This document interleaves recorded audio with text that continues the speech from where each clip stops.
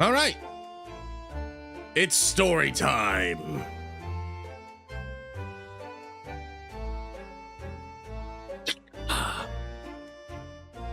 Welcome. Hello, good evening, good afternoon, good day, that ends in Y. It's Friday. You've made it, Boat. I'm proud of you. I am. I'm very proud of you today. Welcome in. Case 3. Twice? What do you mean twice? What? What year is it? Who are you people? What are you doing in my boat? Welcome in, Lurvin.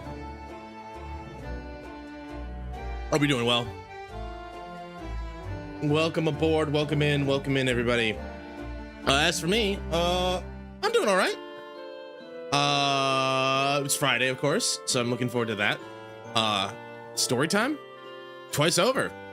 Yeah, it's always story time. I don't know. I mean, are you questioning the rules of the boat, Mr. Levin? Mr. or Mrs. or NB Levin? Anyway, welcome in, Levin.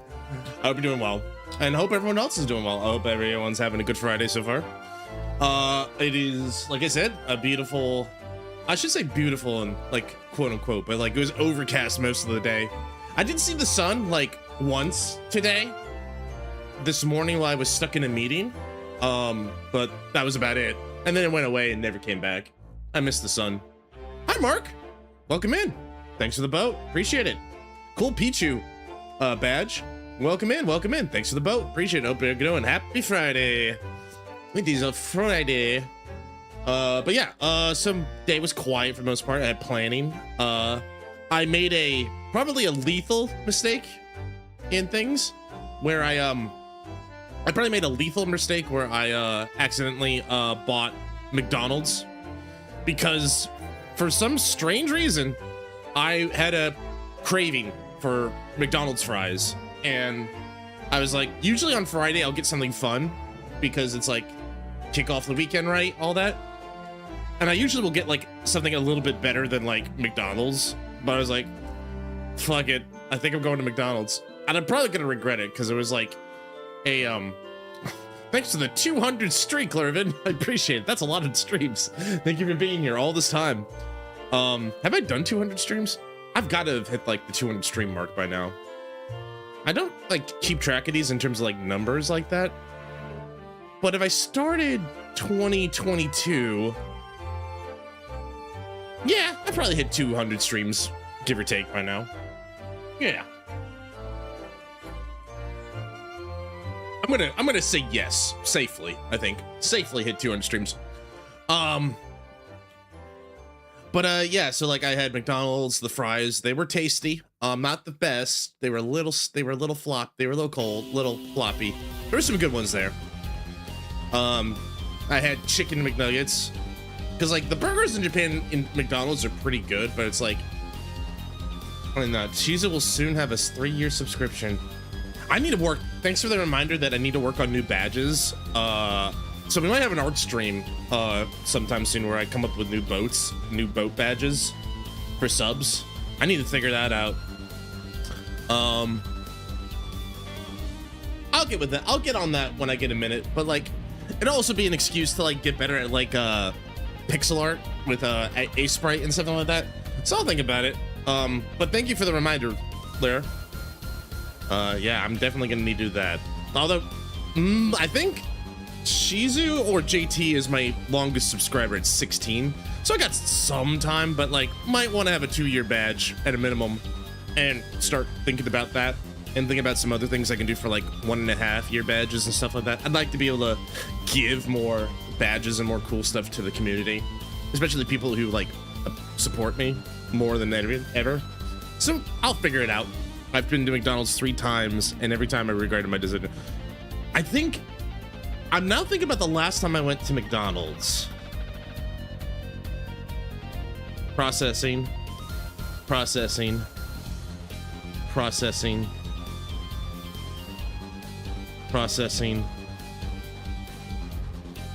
Ah, I remember.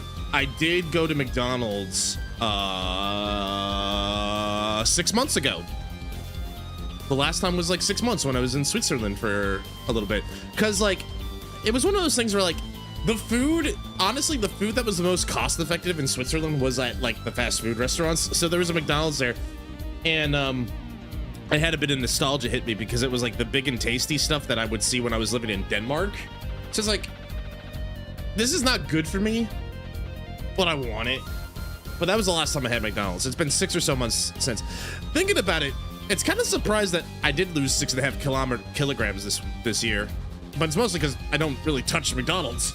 And I don't tend to go to McDonald's again anytime soon. I'll probably have like a salad or like some nice light Thai food for lunch tomorrow. We'll see. But that's basically what happened for me. That was my day. I came home. I had a little Oreo McFlurry, which was like that big. It was like a little ice cream cup. Perfect amount of ice cream to enjoy. I had enough sugar for one day, and I'm sweating it out as we speak because, you know, it's still like in the 90s here, Fahrenheit. It'd be like the 30s Celsius for everybody. But yeah, we're looking forward to that. I also will probably be getting up super early again because Coco and Boca want to go on a big walk, so I'm looking forward to that. Shizu will probably be streaming as well, and I definitely want to go and support her, so I got a busy morning ahead of me, but it'll be worth it. It'll be worth supporting my friends, so I'll be looking forward to that. just like I've been looking forward to going back to court with you guys. So before we go, before we get started, and thanks to everybody who's showing up on both the YouTube side or the Twitch side, let's do a little, I need to do a little in between streams because rarely enough we had a few things happen. So first of all, I forgot that does that here. First of all, I wanted to thank, I think this is from the TaT. I think her name is TaT. Her name, 30 degrees. It's quite clear with 6 kilograms. I sweated it out like a turkey. I've been slow basting all summer. I'll be nice and juicy for Thanksgiving in a couple months. First of all, we rated TaT, I believe is her name if I remember right. I can just scroll up, but I've been doing a lot of experimentation with my style sheets. I'm looking forward to like actually maybe like doing a test run of the new chat on Monday's stream. So please let me know what you guys think about that. I'm looking forward to like giving it a shot, and we'll see what happens. We'll see what people think about it, but I'm hopeful that people will like it. I tried the new font out. The font I think is working for me. I like it so far. I feel like the reason I was going with like I went with Kagilostra was like I was going for more like a storyteller, like a novel type of font because, you know, it's story time here on the boat. So like I figured a story time font would be more clear. I think if this overlay works well, first of all, I'll share it. I'm not going to be against sharing it with people. But the next step might be like giving the chat a more dedicated spot here on the boat. And like for the longest time, this has been working for me, having the whole game on green screen, me tucked here in the corner. But I think the next step will be probably figuring out where like I'm here, games here, chat here, elements here, something like that. I'm a little nervous because the last time I did this, it ended really poorly, but I can give it another shot. And we'll see what happens. But I'm feeling a little bit more comfortable trying it. But like, you know, it's like, that's always been the thing with this channel, this community of mine is like, this tiny little boat of mine is like, I just like slowly build it up. Hello, Ashton, a Sutton, a Shitten. I think it's Ashton. Welcome in. Welcome in. Good to see you. Tony, welcome in. Phoenix Wright, knowing the running even pan here, he probably has a crooked wiener. Baby. Ashton, thank you. Well, welcome in, Ashton. Welcome aboard. Welcome in, Tony. Hope you guys are doing well. Happy Friday. Yeah, we're gonna start the game here soon. I promise. I'm just ranting a little bit. But thank you for the bits, 50 bits, and thank you for the tone there. Probably didn't get heard over the Phoenix Street, but I like the little bit here. Tony, thanks for the boat, man. It's fine. I also wanted to say real quick, thank you to everyone who's like watching the clips from last night. I went back a little bit this afternoon to kind of look at it, and my phone has been blowing up with likes. Like my shorts and the story has like been blowing up. Like holy shit! Like it's very rare that something that I've said and done and put on video out there is like actually doing something. I know it's spelt weird, but that's how I spelled IRL. No worries, Ashton. I appreciate it, and thank you for letting me know. I will do my best to remember. But Ashton, welcome aboard. But yeah, thank you to I was saying we raided a new commander last night, and we meant to say hi to her, but thanks to them, to the follows we got from them. Thank you to Ixale. Your parents hate me. How'd you know? A person 128, and to Nick Numma. Thank you guys for the follow as well. I appreciate that. Tony, thank you for the bits and everything like that. But yeah, I think that's it. That's all that happened between streams. So thank you guys for the boats. I'm gonna take those in. So what do you say we turn off this music? I turn up this music here, and we get back to court. All right. Excellent. All right, so last time we were at the end of, we were in trial. We basically effectively called Mr. Armstrong a big fat liar with his pants on fire, and we were able to establish there was a second man in the restaurant that day, and he might have been the poisoner. We also established, bizarrely enough, this case is, well, this isn't case 3 types of bizarre. No, wait, what I'm saying is case 3. This is case 3 types of bizarre, where we've established that there was. Thank you, Ashton, for the follow. Appreciate it. I like that little jingle I made. I know it's not the fanciest, I know it's not the coolest thing, but like, fuck it, I built it. That was me. I made that. I'm happy. Anyway. I went to the comedy festival in Edinburgh. Low attendance this year, 4 audience on average. I was the only one in the audience seeing the two comedians. I was heckling the fuck out of them. A bit mean, but you know, I mean, if they want to keep at it, they'll probably get used to hecklers. They probably have to get used to hecklers. I have a friend who lives in Scotland. I don't know specifically where, and I don't press the issue, but I have a friend from Scotland, and I did go to Edinburgh a year or so ago. Beautiful place. Edinburgh Castle is pretty cool. I thought it was fun. And then I climbed Arthur's Seat, and I regret not having proper hiking boots for that. My legs were fucking exhausted by the time that climb. Anyway, we're not here to talk about Edinburgh. No offense. We're here to talk about court. So the other thing we established was like, it's Glasgow, not Glasgow, you yank. It's Glasgow, not Glasgow, you yank, you bloody yank. Anyway, I am sorry for my butchered Scottish accent, which is probably not even a good Scottish accent. Anyway, back on point.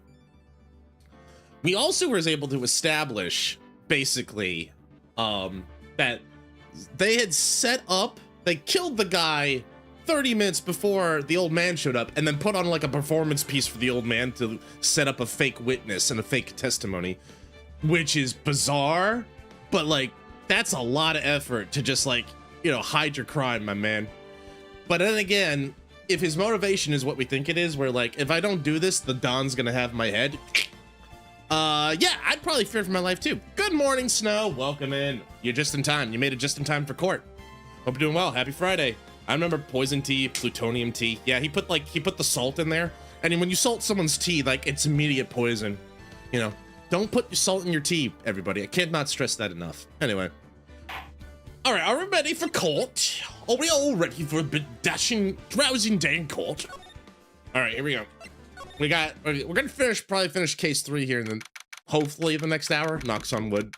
Turns out case 3 takes like 1 billion more years. Shogun, hello. Welcome in. Happy Friday. Welcome in. Hope you're doing well. Defense attorney bills paid. I get paid? Huh. Come to think of it, I wonder how much Phoenix is going to charge Maggie for this defense, this rousing defense he's put up for her.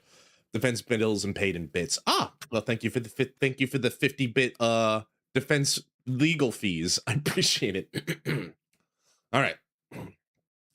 Sorry, I'm just gonna. Got a lot of voice acting to do. Got a lot of stupid voices to do tonight. So here we go. So let's say I rob a bank. Will you defend me if I go to trail? Yeah, I'll defend you if you go to trail. We're going to like on a nature trail, a mountain trail, like a national park. I'll defend you on a trail, like from bears, right? Like I can bring like bear horn or like a distraction like that or something like that. Yeah, for sure, Shogun. January 8th, 1:21 p.m. District Court, defendant lobby number 1. So we're gonna finally see the tiger on the stand. We've almost got this case won now, Nick. I wish I could agree. Huh? When I crossed a dam with Mr. Armstrong just now. He said he was just doing what the tiger told him to do. But Godot picked up on it, remember? That means he knew? He pointed out that without proof, you don't know if what he testified is the truth. I suppose so. So what you mean, you think Mr. Armstrong was lying? That, or maybe the implication is that Mr. Armstrong was trying to implicate Mr. Tigre so that when he was the real killer? We'll see. I don't know. But that's the line the prosecution takes, we could be in trouble. Basically, that would be the strategy, right? It's like, you can't point the finger at one of these two men. If you can't point the finger at one of these two men, you're doomed. I get the feeling we don't have the case-making evidence we're gonna need. Oh, goody. Hey, pal! You need someone saying they need case-making evidence? I got your case-making evidence. Hey, pal! Anyway, be careful of like those growly voices, because like, what was coming up, I'm gonna need it. Dick! Detective Gumshoe! What are you so jumpy about, Detective? Your hair's standing on end. Hey, that's the pot calling the kettle black, little Miss Top Knot. It's not a top knot. Kinda is a top knot. Never mind about the hair, just calm down, all right? I can't stay still when I don't have a job to do. I get kinda wound up. Ah! No kidding. You gotta have something you need me to do, pal, anything. Well, got any decisive evidence in your big overcoat there? Hey, I'm gonna take a jog back down to the precinct. I could get some prints analyzed for you if you got an hour. An hour? The trial will have reconvened by then. But Nick, we still don't have a really decisive piece of evidence, right? He's like, I have to put some people in jail for no reason. I gotta arrest people, pal. You don't understand. It's like a hit of cocaine, the best cocaine you can get. I need it in my blood. Just strap it to my veins, pal. True. Without some kind of trump card pull out of the bag, we're really stuck. You said you could get in. You said you could get some fingerprint analysis done in an hour? You bet. In that case, would you mind checking the prints on this for me? My badge! Can I present him the badge? What are you doing, Nick? Detective Gumshoe's gonna check some prints for us. Shouldn't be checking this. I want to know who was touching my badge. I needed to know who was touching my badge without permission. Very important. That's that small battle I gave back to you this morning, right? The victim's ear medication that we found in the kitchen. Look, it even says covered in identified fingerprints right in the court record. You're right. Actually, that's been gnawing at me too. They really holding your hand on that one. I thought it would be silly. Listen, we're trying to have a little, you know, a woman's on trial for murder. A man is dead. Why can't we have a little fun? Anyway. So you'll look into it for us? Awesome. What about the thing I asked you to run a check? What about the thing I asked you to run a check on? Oh, that. Sure, I'll see what I can do if I got any spare time. Spare time? I feel so unimportant right now. Gumshoe, you do realize your crush is on trial still, right? Small bottle given to Detective Gumshoe. Okay, I'll get this set off to the lab right away. Just make sure you don't lose the case before I get back. Oh yeah, let me just stall for an hour. This is pretty much the final showdown, I guess. It's time to separate the phonies from the real guys. That's right, this guy's a big fat phony. January 8th, 1:56 p.m., District Court, Courtroom 4.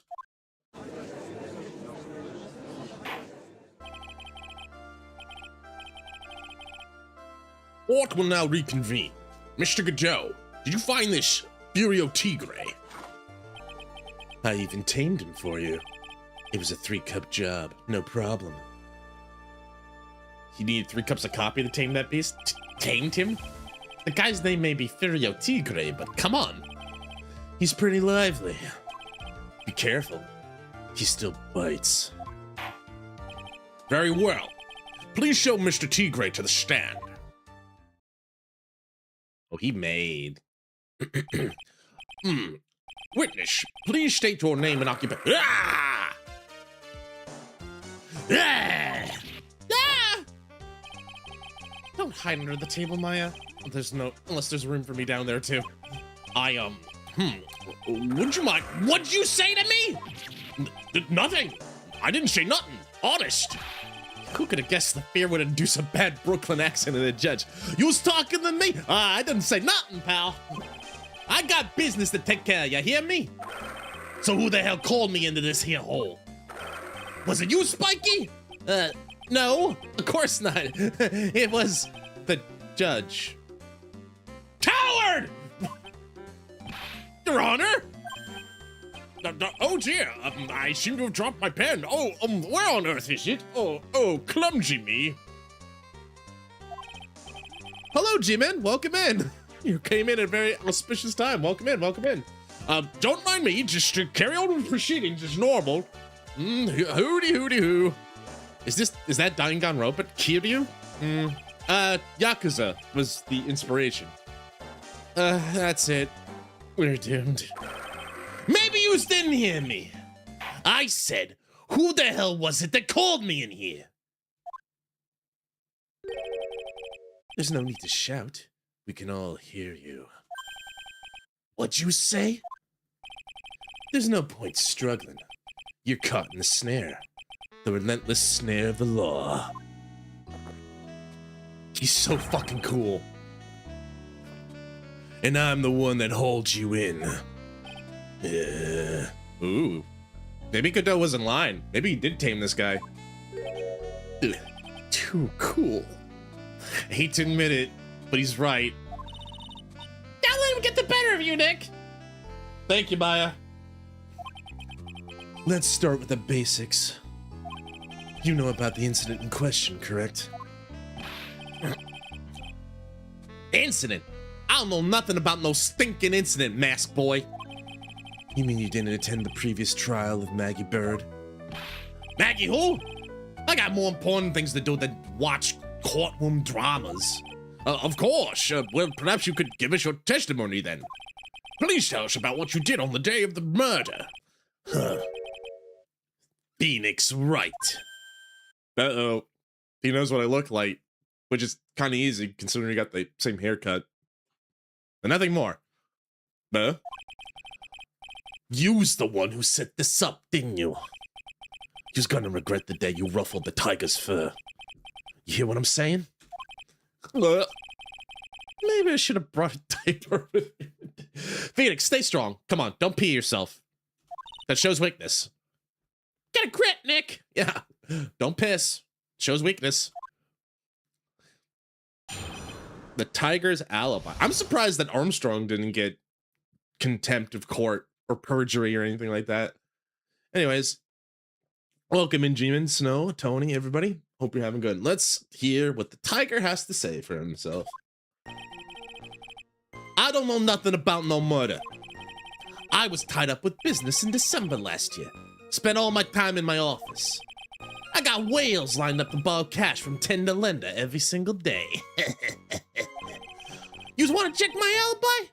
Just ask Violetta.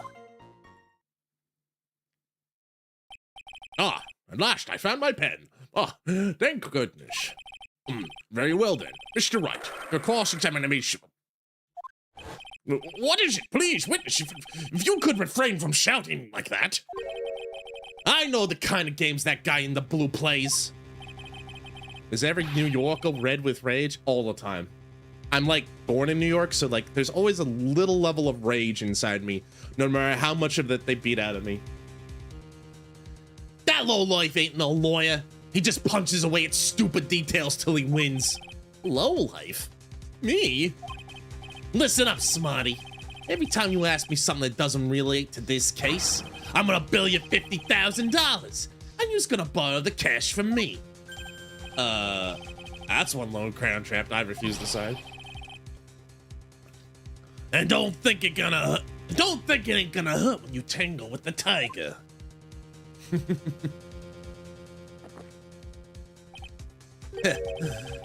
I love a good spectator sport. Just a minute. That's really not. This witness is... how can I put it? A hungry tiger roaming in the urban jungle. Hey, Jupiter. Welcome in. Happy Friday. Glad to see you. Hope you're doing well. Get on his bad side. He'll bite everyone's heads off. Yours too. Very well. I have no choice but to impose a penalty system here. You'd better be listening. I said I got business to take care of. Big business. If I don't split now, I ain't gonna catch my bus. The court will impose a penalty for any irrelevant pressing of witness testimony. Keep that in mind as you begin your cross-examination, Mr. Wright.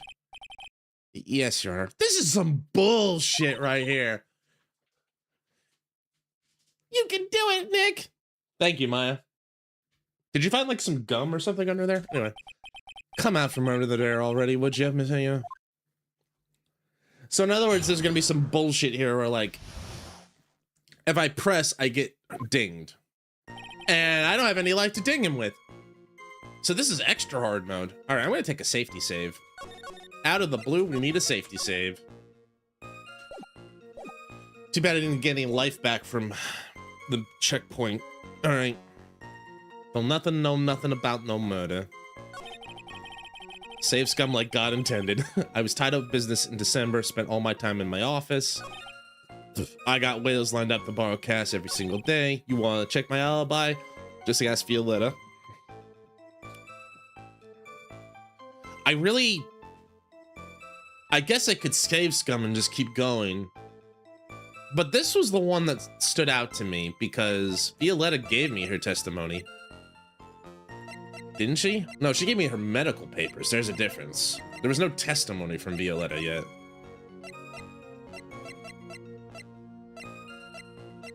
That's Victor's testimony. That's the loan contract. Let's see.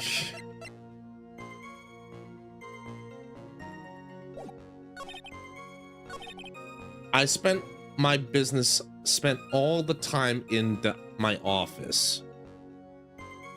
So that's contradictory to the evidence because we got a calendar here that says December 3rd, meet with the tiger.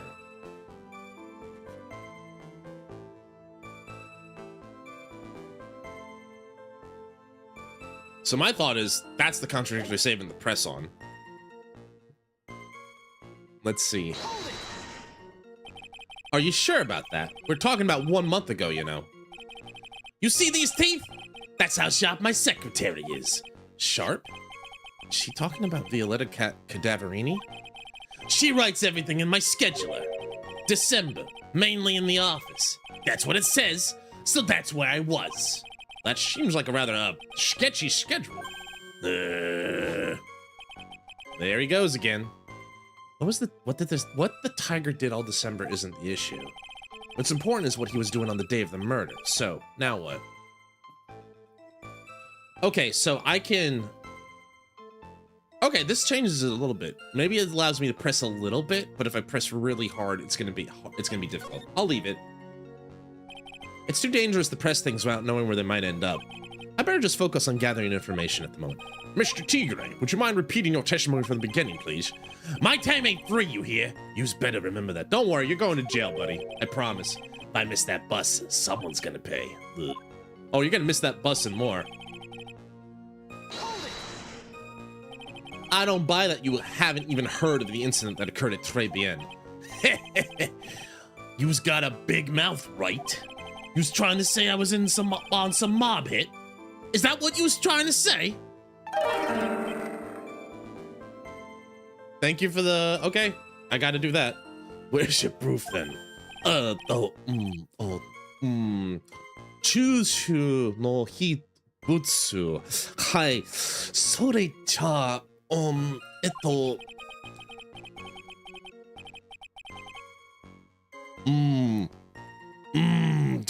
kotoba wakannai de, tokubetsu taihen desu yo. Nanto imi de, ato, Wright ga, koto de, evidence motte kanatte wa kimasen. Oh. Everybody, don't move. Also, thank you for the redeem, Tony. Everyone, don't move. Dahlia Hawthorne's here. Hello, Miss Hawthorne. Welcome in. Glad to see you. Happy Friday. Hope you're doing well. I'm trying. I'll do better, but there's a lot of complicated words here. Also, he's probably speaking with like an Osaka Ben accent. I don't know how to do Osaka Ben at all. Databayo, that's more like Kansai Ben. I'll try again next time, but maybe in a less complicated thing like court. Anyways, welcome in, Dahlia. Hope you're having a good one. And thank you for the boat, Snow. Appreciate it. You have 3 boats now. Hee. Anyway. That's from loan shark to lawyer, beginner's guide, yeah? Ah, I see you're the studious type, Mr. Tigre. Very good. Why don't you ask them to represent you sometime, trait? What should I do? I need to be careful here. I don't know what to press. But let's see what I can get.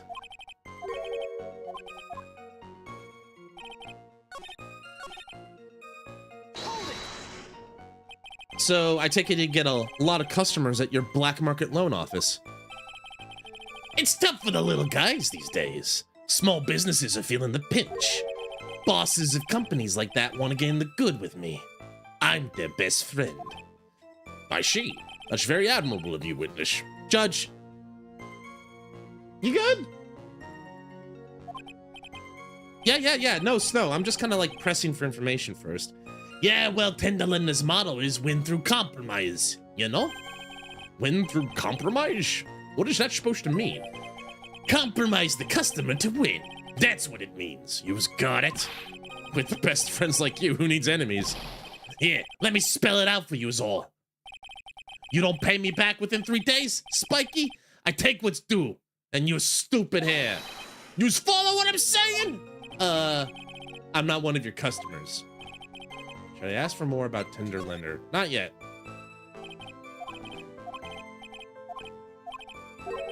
Does it always go back to the beginning for this? It does for some weird reason. All right, let's press this real quick, and then I think I'm gonna press the calendar statement. This is gonna be interesting. I will give you my blessing of poisoning. Thank you. I appreciate it. This is a poisoning case, so maybe like maybe we'll find the actual poisoner. Thank you for the blessing, Dahlia. By Violetta, you're talking about the Cadaverini families. Yeah. You don't want to cross them, or you're gonna wind up sleeping with the fishes. Like this guy is. Once the Godfather finds out you've been dragging Violetta through the mud, he'll do you in. Sorry, I couldn't quite put all together towards the end there. He said that just like Viola, didn't he? I get the feeling this might not be the right time to probe him about her. Yeah. All right, I've seen all the initial pressing, and I don't think it's worth the risk of pressing further. Unless I need a clue. But the good news is, I think this is the case, but I'm gonna safety save. Open threats in court. Welcome to Phoenix Wright, Tony. Welcome to Phoenix Wright. All right, I'm gonna present the calendar. I think this is the thing that stood out to me. Objection! No? It does? I don't see anything contradictory. Huh? Really? Objection denied. Try and think before you make accusations, Mr. Wright. Really? I'm gonna load my safety save. Because one wrong move and we're dead. What if I press it further? Maybe that's the idea.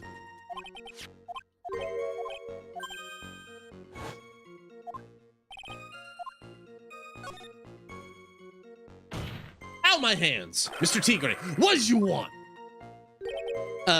If you wouldn't mind going into a bit more detail. This is a dead end, Trite, and you know it. Remember the rules. Objection! I'd like for a few minutes to check live chat. What was Dahlia doing? I don't know, Jupiter. She still might be here, but, you know, we're lucky to have her, right? No, it's essential we establish the witness's alibi accurately. I agree. The victim was killed on December 3rd. Were you in the office that day too? Maybe you ain't listening. Of course I was. I never set foot outside. I had meetings all day with a bunch of cats wanting to do business with me. Okay, so the rule here is pressing on everything might get you dinged. But if you press on the right statements, you don't get dinged? I ain't never seen that young kid before. I do believe the witness's statement was important. Mr. Godot, if you could please. Mr. Tigre, the court asks you to add that last statement to your testimony. Huh. Don't let an animal beat you. Be a man, Your Honor. Ask him yourself. He lost his pen. Clumsy judge. The day you was talking about, I was in the office too. I never saw that kid before. Because I'm so close to death, I'm tasting death here. I'm gonna do that. Thank goodness for these kind of situations where I can save whenever the hell I want. I believe now we present the evidence. There we go. Had to get the actual statement out. Mr. Tigre, because it is the calendar itself doesn't establish it. But when he says, I've never seen that guy, I don't know nothing about him, we never talked, I don't know him, no disrespect, glad he's dead, no disrespect, never saw him. That's when I got it. Mr. Tigre, you claim you didn't know Mr. Glenn Elg, but it appears that Mr. Elg knew you. What? Mr. Elg left this little note on his calendar. Meet with the tiger. And the date? December 3rd. December 3rd? That's the day of the murder. So, Mr. Tigre, I submit you did indeed know one Mr. Glenn Elg. Because on that very day of the incident, you met with him. Rabble, rabble, rabble. Not bad. He was actually not bad. Sorry. I was just messing with you as to see how good you were. Did you hear that, Nick? He said you're not bad. I don't know if I want to take that compliment. That's one compliment I can do without. He's lying through his teeth. He doesn't even mean it. Witness, please remember that you're under oath. Lies will not be tolerated. You was calling me a liar? Is that what you're doing? Ruh-roh. Ruh-roh. Ruh-roh. Okay. Judge a big Scooby-Doo fan.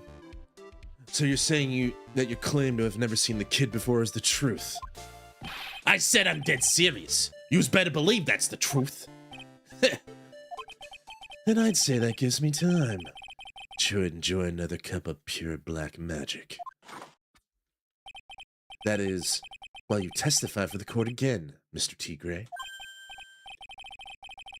Oh yes, would you mind indulging the court with this? He never actually met the victim? That's gotta be a lie. Lies beget lies, as Mia taught us. It's time I nailed this guy. Also send him to jail.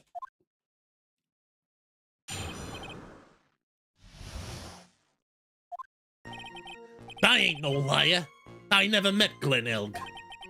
There was some lame guy with that name, though. Wanted to borrow cash from me. I set up a meeting with the guy. At my office, Tender Lender. I waited around for him, but he ain't never showed. I ain't never ever been to that Trebian joint you was here. That all seems perfectly logical. You had arranged to meet with the victim when he didn't show up. I've heard it's pretty hard to keep appointments when you're dead. Very well. You may begin your cross-examination, Mr. Wright. Yes, Your Honor. Didn't I tell you I got a big deal going down today? I ain't gonna make my bus now. I'm gonna have to take the express train. That bill's going straight to you, right? I like my women like I'm like my coffee. Thick and creamy.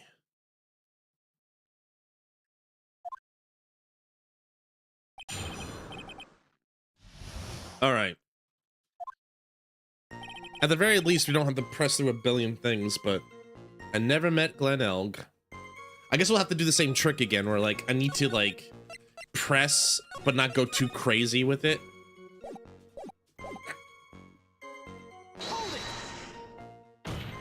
Ow, my hands.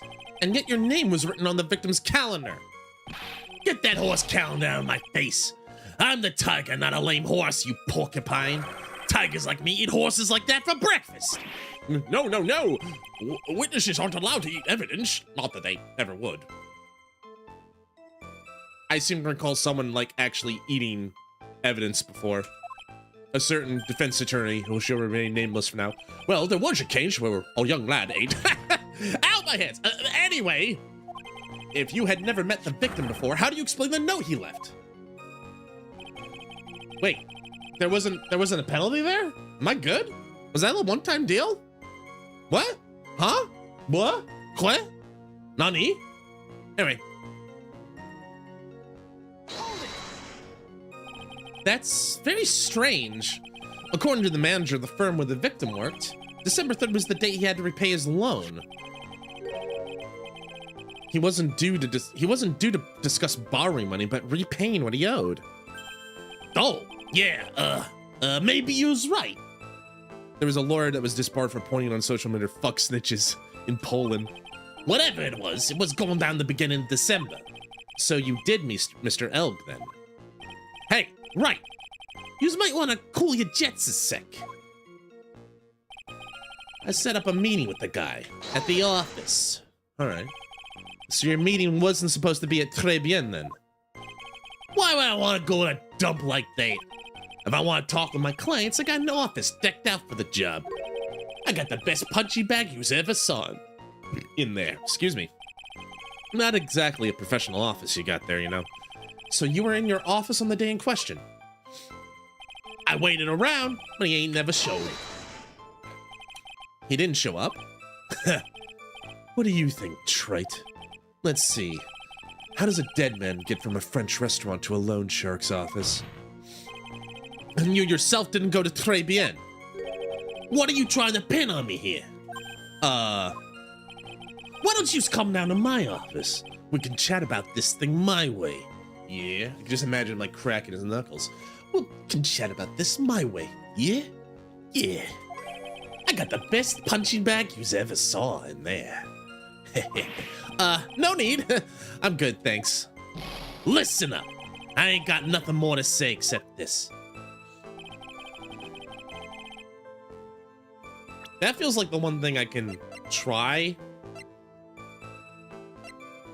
to, figure out. Gene's debt is $500,000. The owner's tender lender. So maybe the debt contract is the thing. So let's press a little bit just to get a little bit.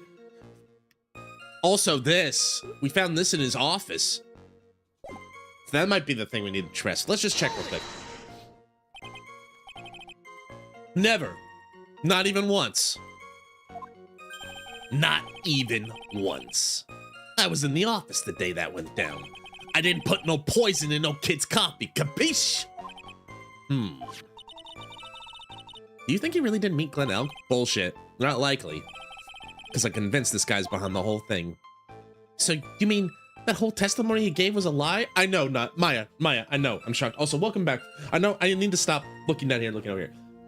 I know, Maya, you're shocked. It's crazy. I know. Someone lying in court? I can't believe it. Of course. So we can't afford to give him time to think of ways to plug the leaks in it. I gotta nail him while I can. Also, I gotta find him guilty. I feel like I'm gonna take a safety save, but I feel like there's two potential things we can press here. But my first thought is the loan. My first thought was the loan contract, but this is also a good one. Because then, why do you have this book of matches then? Objection! I am the best defense attorney on the planet. Mr. Tigre, is there something you'd like to tell the court about these matches? Matches? What are you talking about? We found them in your office at Tender Lender. They're from that restaurant. What? If you've really never been to Très Bien before, out my hands. What is a book of restaurant matches doing on your desk? Also, hello, Def. Good morning. Happy Friday. Hope you're doing well. You've been snooping around in my stuff now too, Rice Guy? What are you, my ball and chain? Ain't no broad controlling me. He didn't even bother to deny it. He's just like, fuck, you weren't supposed to find that. Order, order. Well, witness, I think it's time you started telling us the truth. Don't you? Sorry, I'm terribly sorry, forgive me. What was I thinking? A court of law and truth. Please don't kill me.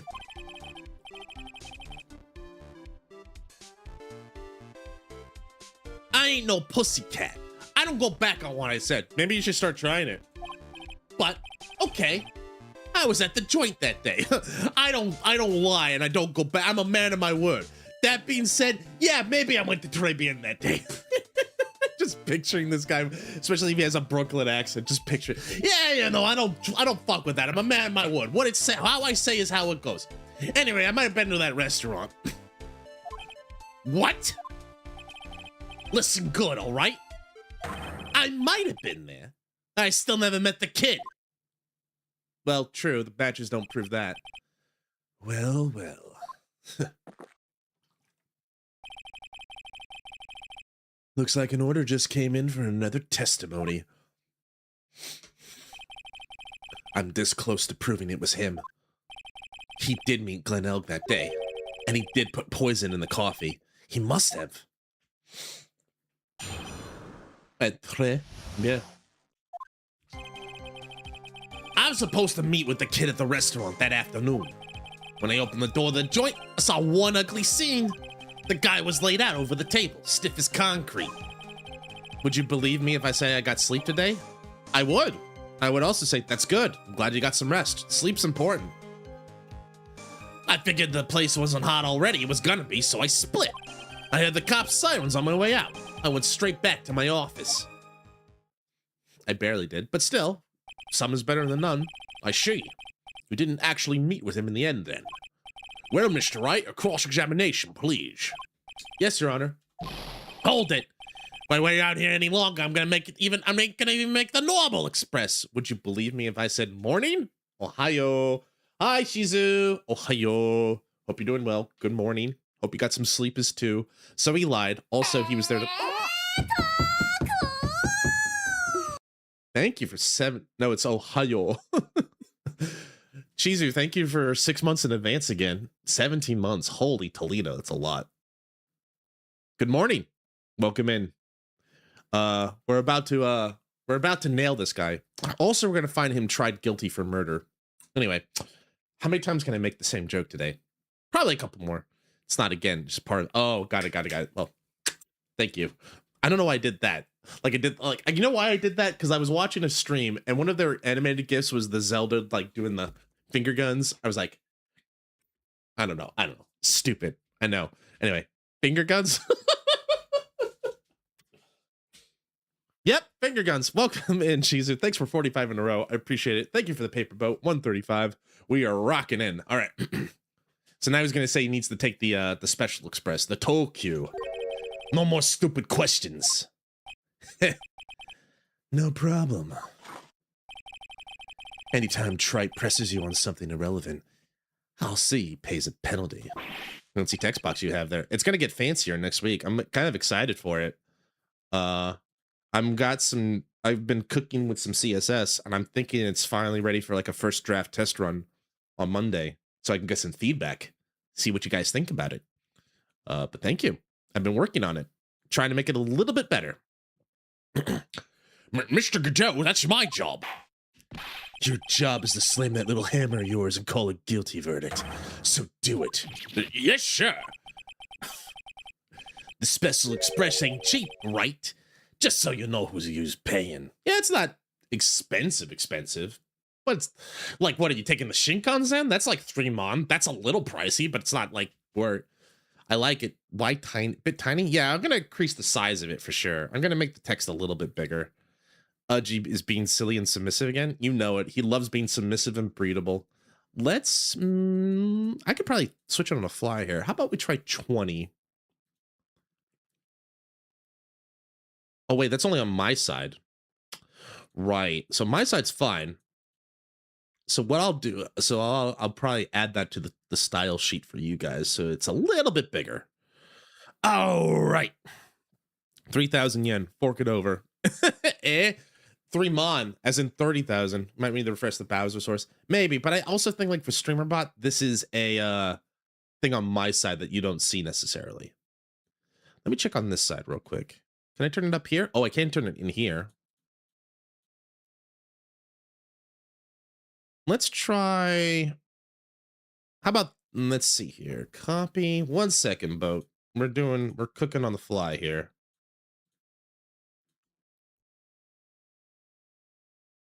I'm gonna refresh it. It's a little bit bigger now. Hopefully it's not going over off the screen. It's a little bit bigger now. How's that? I actually was able to change it on the fly. Turns out I was wrong. Turns out I'm still learning about this freaking overlay system. That's what she said. But Tish. It's a little bit bigger on my side. It's definitely clearer on the stream. Anyway, I gotta cross this guy. Oh man, doesn't the rule of law mean anything around here? No, it don't. That's a lot bigger. That's a lot clearer. Even on the small screen, even on my tiny screen, I can see that pretty well. Let me know what you guys think, but that seems like a pretty big font. The thing about CS style and stuff like that is like you always got to make it a little bit bigger. Très bien. Verily. All right, so we got problems here. Now, is it the same thing where like, first of all, safety save, because I'm walking at razor's edge here. Is it one of those things like I can press a little bit, but if I press harder, it's game over? So, the meeting wasn't due to take place at Tender Letter at all then. The kid was making a fuss about coming into the office. It's always that way when I want to talk about repayments. Even though I got the best punching bag you ever seen if there are any issues. He rubs tobacco on his skin or something. I think he drinks, it's one of those things where he drinks a lot of carrot juice and tomato juice. He just like drinks like gallons of tomato juice. So that's why you decided to meet it très bien. You're going over old ground again, trite. Well, get some sleep, Def. Thank you for stopping by. You can feel free to lurk or something, but please get some rest if you need. Sleep's important. Sleep's very important. Take care of yourself. Oh, that's looking a lot better. I'm sorry, I'm just double checking the stream health. You just earned yourself a penalty. Now suck it down. You will suck down the penalty, Mr. Wright. You will like, what is with this sexually charged energy? What the hell? Boy, am I thirsty. So are these two, apparently. Okay, so now, I'm gonna leave you on that while I go get that hydrate regime.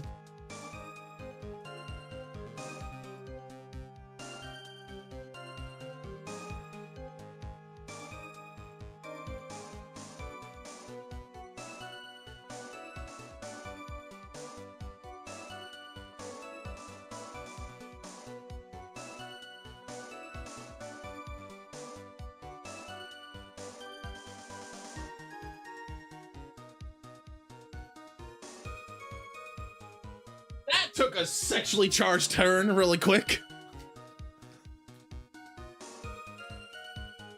Thanks for the hydrate, Cheezer. I'm not the only one who's thirsty, apparently. You will shuck it down. You will like it. Thank you, sir. May I have another? Phoenix. All right, so I can't press. Pressing is death. You know, I wouldn't be so annoyed about it if it, like, there was some consistency about this, but there isn't.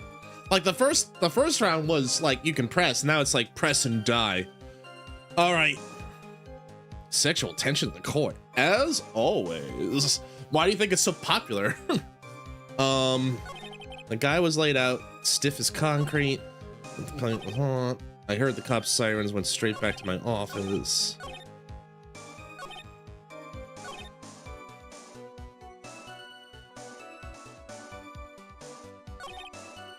So I can't, am I allowed to press? I'm like, you know what? Might as well experiment. I might as well experiment and see what I can do. An ugly scene? What do you mean? Shit, okay, so it's just gonna be everything? The witness has already told us, trite, which makes that question irrelevant. But... I limit myself to 17 cups of coffee during a trial. That's the rule. You better limit the number of times you take a penalty, trite. Or your guts will look like the inside of a chimney. Ashen. Don't make me burn you again, Mr. Wright. I guess I shouldn't have pressed him on that. Guess I'm gonna make that special express after all. So to recap, this ugly scene you saw was...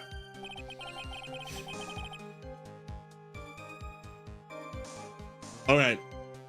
Clipped and shipped. Thank you, Tony. Thank you for the clip. I do appreciate it.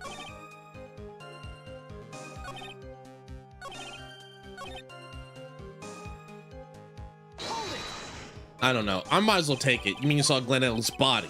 I guess I did, but I only saw him from behind. He was wearing some raggy bit of cloth he called a hang. And what time was this? I don't know. Huh? You know what winds me up more than anything else in the world? Watches. Round watches. I ain't gonna pollute my paws with some ticking henpecker. Out of interest, Mr. Tigre, what winds you up the second most? Huh? What'd you think? Square watches. Is this guy for real? Look, all I needed to know was that something bad was going down in that place. So it's not everything. So it's not everything. I can press some statements, but not others. Weird. I don't think it's the game taking pity on me, but it's weird. I'll check in the minutes, though. So you didn't actually set foot inside the restaurant, then? The tiger's a busy cat. I don't hang around for no one. I ain't got time to be caught up in no murder investigation. So, when exactly did you pick up the matches? There are matches just outside the front door. Our detective friend wound up in trouble with the chief. With the chef after taking $5 home. Poor Gumshoe. It's almost enough to make a man cry. I can't tell if the game's taking pity on me or if it's like... Oh, we're gonna take a break here real quick anyway. Ad time. Thanks everybody for hanging out with me. Appreciate it. Oh, man. Looking a little bit better. It's a little bit big. Tiny bit big. Maybe I can shrink it down a tiny bit. But at least the words wrapping and everything like that. I was worried like it was going to go off screen a little bit. But it looks in pretty good. I'll turn it down a little bit. About 20. Let's try 20. Copy that URL. Studio. Some hot switching while we wait our fate. I wonder if this is actually changing the URL, if it's like, I don't know. Looks okay. All right. All right, so this gives me some time to think here, really. Let's see. While we're waiting for the ad to finish up, rolling up, this gives me some time to think. So what am I gonna press him on? There wasn't anything that seemed like directly contradictory. I know not to press on my other ones. Sorry. Shit. I accidentally hit the button. I wanted to hit this. What can I press him on with his statements? We got the weenies. Still have the weenies. He says he doesn't know what time it is. We know when Glenn was there. How can... There's that. There's the CD. Where did we find that? We found that in his thing. So he had to have stepped foot in there because the CD was at the table. And Snow, since you asked for it, sorry. You will shuck up these ads. You will like them. Thank you, sir. Can I have another? Said no one ever. So this is the crime scene, Snow. That's the victim was in that table, and this is what we saw, right? And the CD is already taken from here. And we found the CD in Tenderlender. So that might be the statement, I think, is that he says he never stepped foot in, then why the heck was this found in his office? Right? And this was found in his office too. The cardboard badge that everyone fell for, which is still like pathetically funny to me. All right.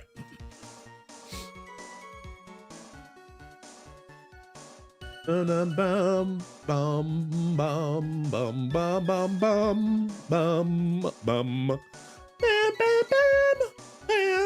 bam bam bam bam bam bam. Sorry for the thing. I hit the button accidentally while I was thinking.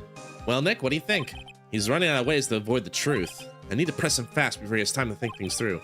I gotta come right back with a contradiction. Be careful what you press him, though. You'll get penalized, okay? Or I've been penalized twice. So, can't press that. That's death. Can't press that. That's death. That's fine. That's fine.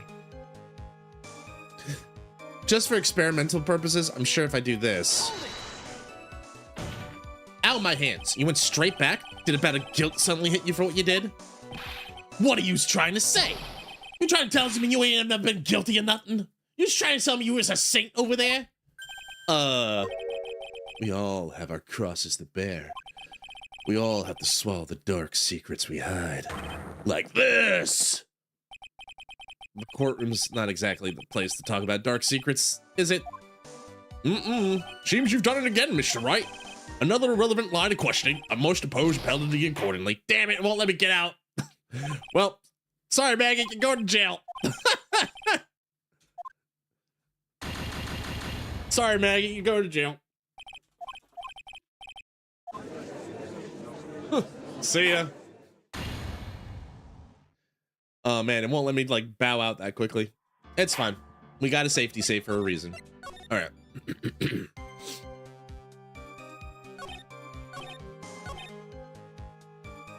I think it's 1 or 2 here. So in other words, there is death here. Death approaches. I just don't know what to pick out on. This is the one that speaks out to me because it's like, if you didn't do it, why did if you didn't step into the restaurant, why was this found at Tenderlander? Nope, that's not the time to press that. Your Honor, that evidence contradicts your statement. It doesn't? Objection denied. All right. There wasn't a press harder on either of these options either, I think.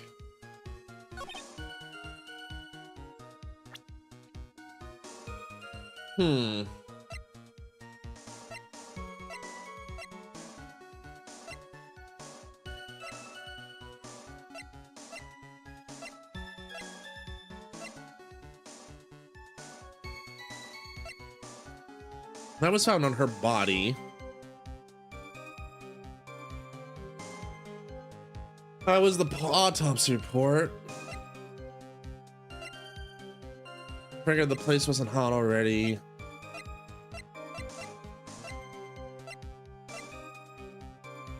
Run away. It says I was found guilty, left by victim.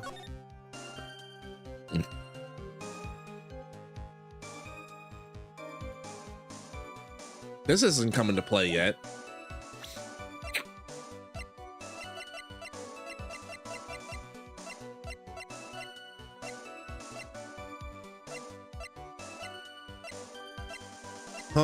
What do I do? What do I do? What do I do? This is gonna be a brute force thing. I'm trying to think about this. The guy was laid out stiff as concrete. So there's something contradictory about that in the evidence, I don't think.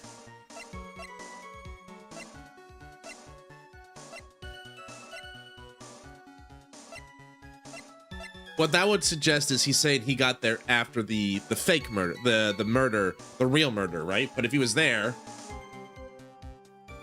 he wouldn't have been dead. The thing is, like, I'm wondering if there's a false thing here. Let me look at all the evidence, all the statements again. I was supposed to meet with the kid at the restaurant that afternoon. When I opened the door, I saw one ugly scene. The guy was laid out. Figured the place wasn't hot and split. When I heard the cop sirens, I went straight back to my office.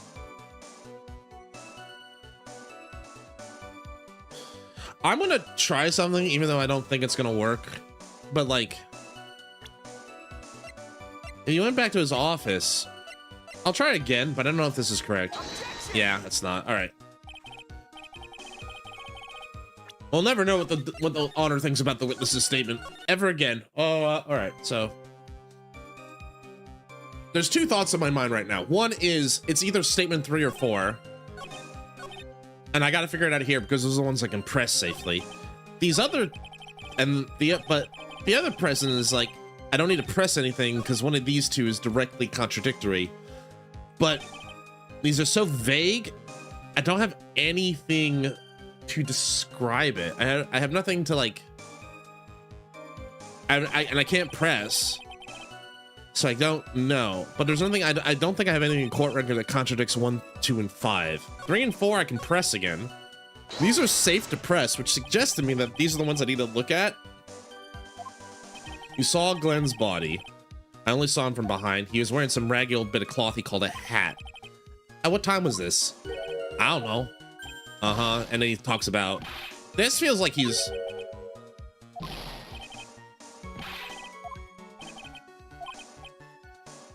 This is okay. Hold on.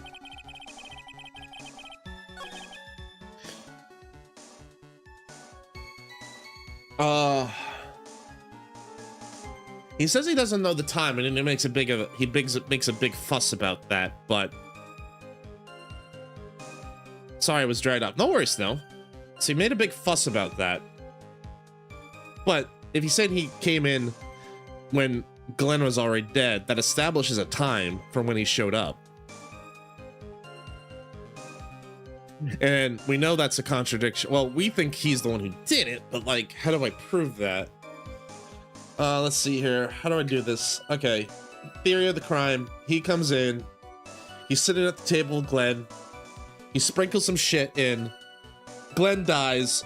They drag him off somewhere. He puts on the costume. He mentioned about the hat. Right.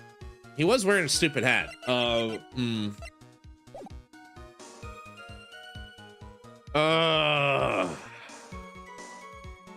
Stiff as concrete. He wouldn't have been rigor mortis that quickly, right? Morning, Cass. Welcome in. Welcome in. Hope you're doing well. Happy Friday. I'm racking my brain trying to figure out how to nail this tiger to the wall. Okay, let me try to explore this. There's a couple pieces of evidence I can try here where I can try to establish a time where he was in the restaurant. Objection! Not that.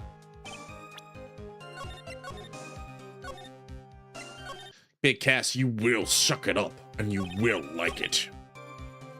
You will shuck it up, and you won't. Nobody cared until he put on the Godot mask.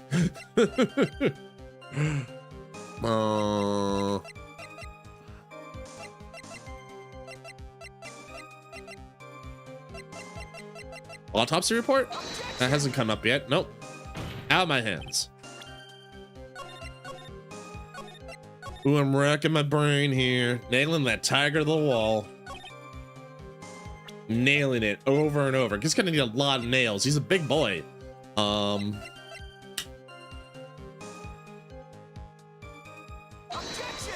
No.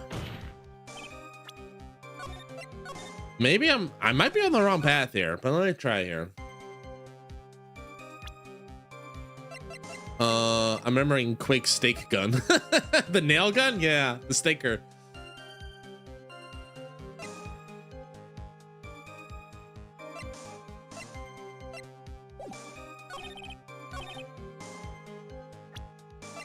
Is it the testimony of the old man? No? Is it the crime scene photo itself? Maybe I'm supposed to establish the crime scene photo? No. Am I gonna have to? I might need a nudge here. I'm honestly not sure what to do. I'm also just really scared here. Does anyone have any ideas? I could also try the other one. I've been focused on this one. I figured if the place wasn't hot already, it was gonna split. Let me press this a little bit. So you didn't actually set foot inside the restaurant. And then he said, but then we said, well, then how'd you get the matches?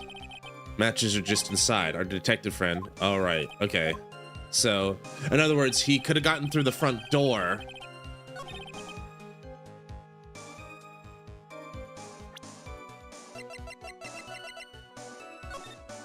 Oh, wait, hold on. Wait a minute.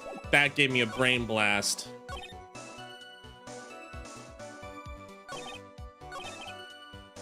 I'm gonna save real quick, but what if that's the key? He couldn't see anything from the front door. Yeah, how's he gonna see through the divider? How do you know the guy was dead? Objection! That was a red herring. So the red herring was the ones that I could press. Oh, okay. You're something of a loan collecting pro, aren't you, Mr. Tigre? No one escapes the tiger's clutches. Well, I'm something of a lie detecting pro. And no one escapes the Phoenix's clutches. I think you mean claws. Phoenixes would have claws. The claw! I think it's time we got something straight. What is this, trite? A new line of irrelevant questioning. Thank you. I mean, it took me a minute, but like, wait a second. He's saying he never stepped foot in the restaurant past the front door. Then how the hell do you know the guy was dead? I forgot about the divider until I looked at the map again. Like, wait a second. These are the floor plans of the crime scene. You say you were standing at the entrance, Mr. Tigre. From there, your field of vision would have covered an area something like this. Indeed, the witness would have had a clear view of the victim's sheet. Isn't that what I just said? I saw the back of the kid's head. Unfortunately for you, that is not possible. If the court would think back, you remember that between each of the tables is a tall partition, and that one's a solid wall too. It's not like the other ones. Why, that's true. Now look at the plans again. The truth is painfully obvious. And you will suck it down. Take this truth, you will suck down this truth, Mr. Tigre, and you will like it. From the entrance, the field of vision of any customer walking in ends here. Oh, now he's sweating. Oh, we actually got him sweating a little bit.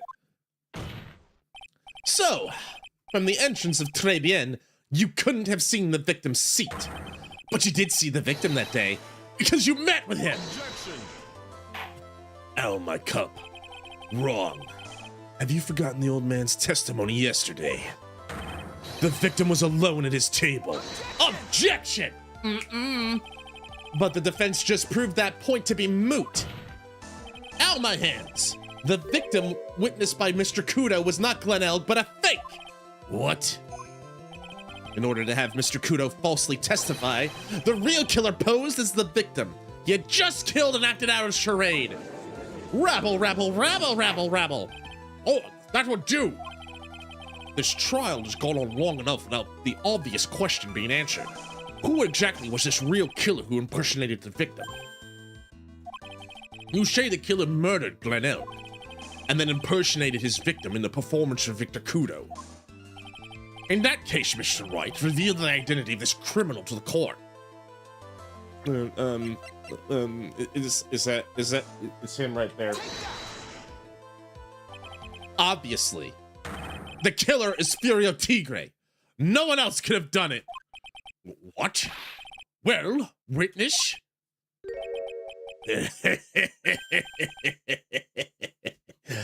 Now that's cute. You thinks you can pin this on the tiger. Maybe you don't understand.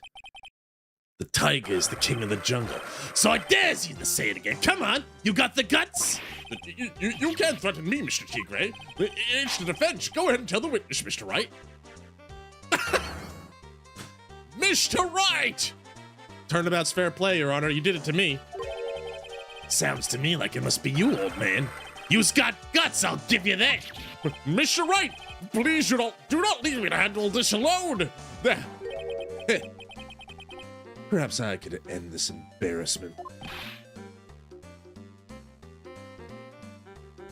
Mr. Godot!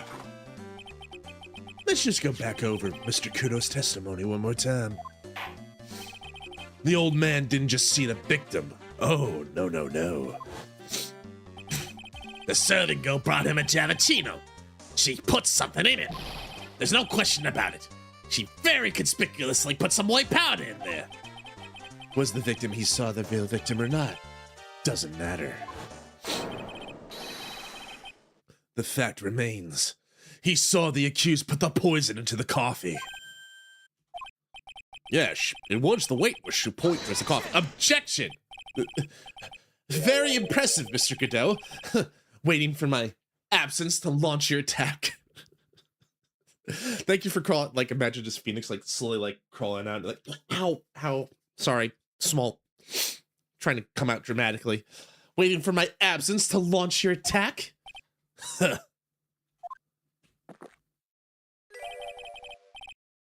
Found your pen at last, trite. It was in my pocket.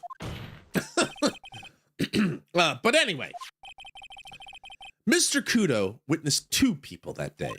He saw the victim, the supposed Mr. Glenelg, and the waitress from behind.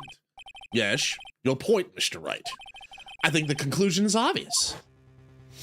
If this Glenelg was really the killer in disguise, then surely it's possible the waitress was also part of the show. What? You mean the waitress was an imposter as well? Everybody is shushing the Trapian. Who vented? The defendant, Mrs. Bird, fell unconscious immediately after the incident. Ow, my hands! And someone used her fainting to hatch an elaborate plan to pin the murder on her. Who on earth was it? Who was this waitress that Mr. Kudo witnessed? The only other person who could have helped out with this, Miss Granddaughter to the Dawn. Who is this woman? Her name is Viola Cadaverini. She's an employee of Tender Lender. You was making a big mistake. Do you know who Violetta's grandfather is? You better be going home in an armored truck tonight if you know what I mean. Stop shaking, Nick. Ow, my hands. My shaking hands. Where was I? Yes. Yes, the defendant, Miss Bird, has stated the following. Well, when I took the coffee over to the victim's table, it's true there was another customer in the restaurant. She was sort of creepy. And she had kind of a cackling laugh. A witch. There are just too many contradictions in this case. The second man at the victim's table, who nobody but Miss Bird seems to have seen. The earpiece worn by the victim in his left ear when that eardrum was ruptured. The radio show he was supposedly listening to half an hour after it was over. There's only one logical explanation that clears up all of these contradictions. The whole incident took place twice. Once for real, and once for show. And Mr. Furio Tigre, the only person who could have committed the crime, is you. Witness? Witness? What have you got to say? That's cute. Sorry. You was all right. I could do with a guy like you around. What do you mean? Okay, I'm in on this game. I'm gonna have to charter a jet to get to my meeting now. But I don't think you need a jet to get to a meeting. I'm gonna give you one more thing to think about before I go. Something to think about? You's got it all wrapped up nice, huh, Wright? But you's missed out one important thing. That can't be! I'm brilliant! I was in the joint that day, and I met that kid too. But I couldn't have poisoned, you see? What? Do you really expect us to believe you now, Mr. Tigre? Heh. What a troublemaker. Troublemaker? How many cups of coffee are we on? He lied in court? Oh my god. Oh my goodness. He got away with lying? Oh my god. Looks like we're gonna need another for the road.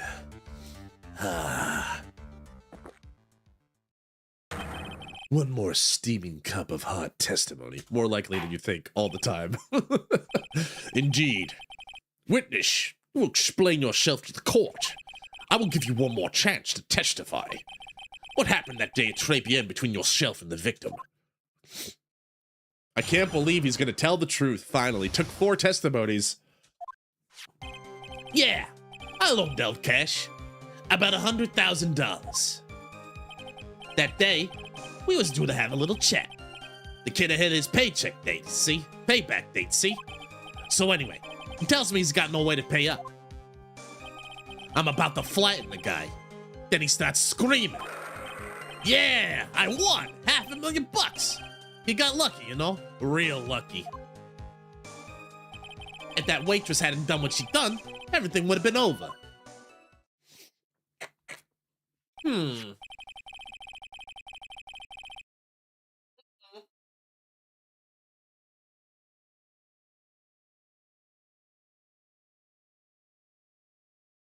Sorry. Sorry about that. Now, I see that the principal amount you loaned to Mr. L was $50,000. Yeah? Well, you've got the VIG to take into account. You got the VIG to take into account. Interest builds up fast, you know? Especially with Mafia. That's faster than fast. $100,000 is twice the principal. Yeah, you know, compounding interest. And the repayment deadline was December 3rd, the day of the incident in question. Yeah, he was one lucky kid. He got that $500,000 just in time. So I ain't have no reason to kill the kid. And if I ain't got no motive, you ain't got no case. His motive. He has to have one, but what is it? Oh, we know. We already know.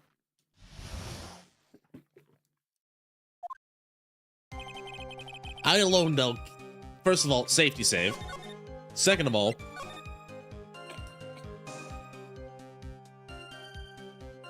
doing voices is hard. I need to get a mucus medicine or something.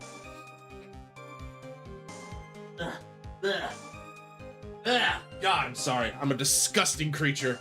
Don't look at me. Don't perceive me, Boat. I'm sorry. Be running hard on the heat, on the health.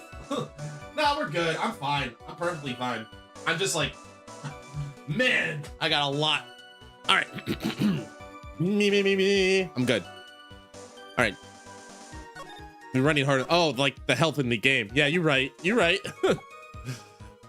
Perceiving you. I think Tigre is going to be like Bronson in jail, covering himself in margarine and fighting the guards. That's quite a vivid image you got there, Tony. Let me test if I can press him. Am I gonna get dinged? Did he have any way of paying the loan back? The fool was a gambler. He said he could give it up till he landed. He said he couldn't give it up till he landed a big win. So I agreed to help him.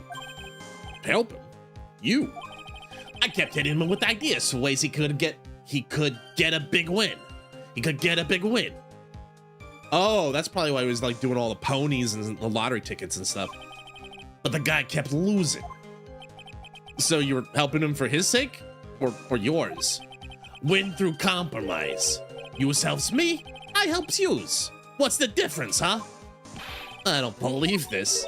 Nick, would anyone really ever loan money to someone they thought were unreliable?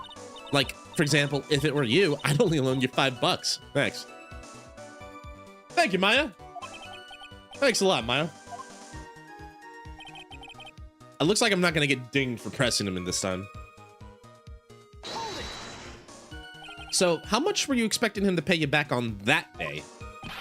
What'd you think? The whole package, $100,000, including interest. That's a real heavyweight punch. Once the client misses a repayment, you call the whole loan in. You want to make it in my world? That's all you's gotta know. And how many times had Mr. L been late with his repayment? Once. And how much was he supposed to pay back every month? $50.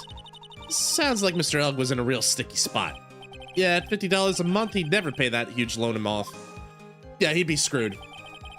Anyway, he tells me he's got no way to pay up. Because he's a degenerate gambler now. How much do you have left on the debt? You want it in round figures? About $100,000. That's the whole amount. We're talking about a guy who had 58 cents in his wallet. What? You telling me he wasn't even gonna pay for the coffee? He certainly seems to have been a brave man, Mr. L. That guy was smooth, I'll tell you, he's real smooth. You'll have your money in less than 5 minutes. That's what he says to me. The guy then calls me the tender tiger. He was skating on thin ice with me. I'm about to flatten. Then he starts screaming. Was that because the guy won the lottery? Was his last chance at a big win? And you can confirm that this is his ticket in question. That's it. The Millionaire Radio Show starts at 1:30 and runs for 10 minutes.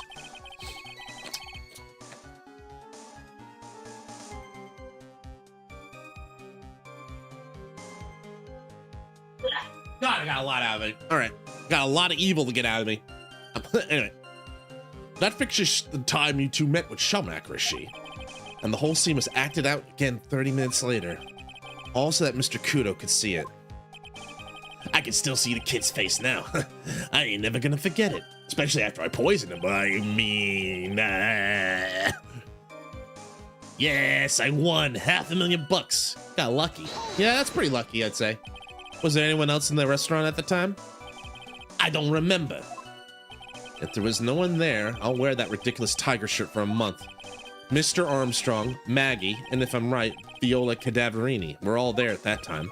So, the victim had intended to repel you with his lottery ticket winnings from the beginning? Seems that way to me. But you wouldn't normally expect to win the lottery, would you?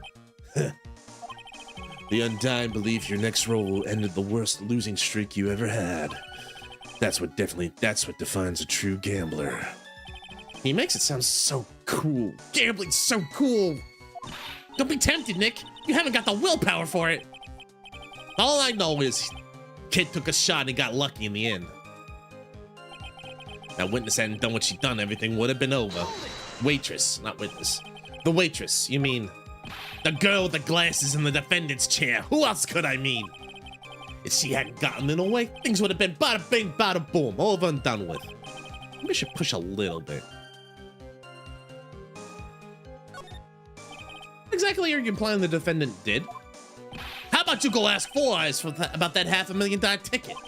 She wanted it so bad. She poisoned El's coffee. A likely theory. Your word hasn't held water lately, Mr. Tigre. Let's not forget this witness was actually at the scene, trite. The law don't exactly agree with some of the deals I send down. I couldn't be there when the cops showed up, so I split. I see. Your Honor. The witness's last few statements are worth a good two cups of coffee. I concur, Mr. Godot. You will amend your testimony accordingly, witness. So that's what you was after, Phoenix Wright. Thanks to what she did, my business with that kid was over. So we have an additional statement. The tiger's trying to pin the crime on Maggie. I've asked him about what he saw. It's only caused damn sure case. What do you mean things would have been over and done with? Are you all there or what? I'm talking about the case. I was there to get my $100,000 back. That's all. I'm a businessman. It was all coming together before that waitress got in the way. As far as I can tell from the witness's testimony, other than recouping his loan, Mr. Tigre had no motive for killing the victim. Well, Mr. Wright, are you happy with the testimony? Would you like to have it amended?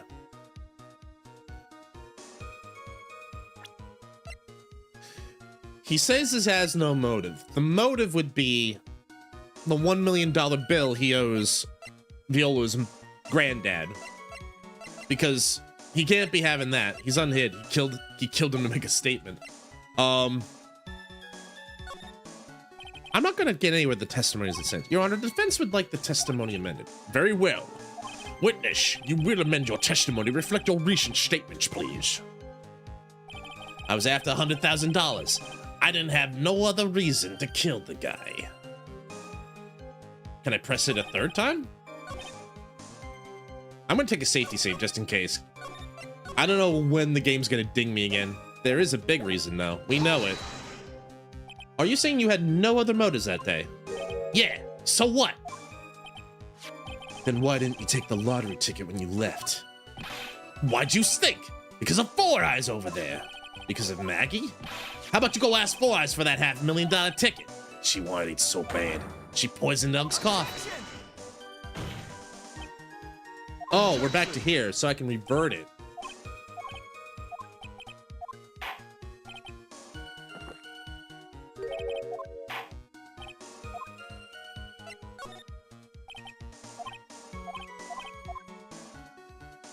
It goes back to this. The business with the kid was over. So let me just try this one more time. We've seen this before already.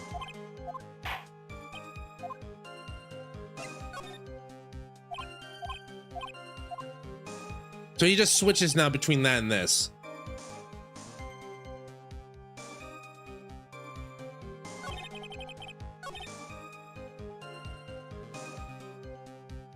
So I'm gonna save one more time just to be safety-savvy. My thought here is like, the only other motive we could come up with is, well, there's a couple things, but the only other motive I could come up with would be the letter here, the medical paper. But it could also be Violetta herself, right? Because the other thing they mentioned was like, there was two things he mentioned, right? He said there wasn't anyone else there, but if that was the case,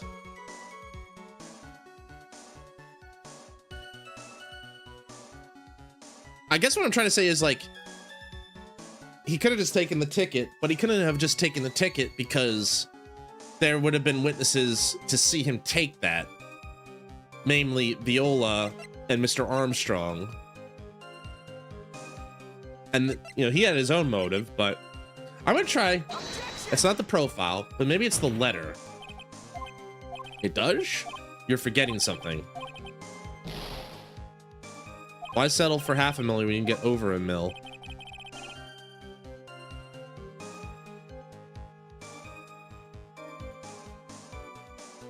You're right. You're right. What if it's the CD? Because remember, we found it in his office. You're right. There was one other thing. But what would I do? Do I present the sports paper? Or do I present the CD? This was found in his office. It was the CD. Okay. Maybe there were multiple, because sometimes the game lets you there's multiple pieces that contradict things. Maybe one or the other could have done it. Craitonomy is expensive. Sure is. So, you just intended to get back. Thank you for the nudge, Snow. I forgot that I had said that like 20 or 30 minutes ago. Yeah, like, he saw an opportunity. He's like, well, can't leave any witnesses if I take this and use it.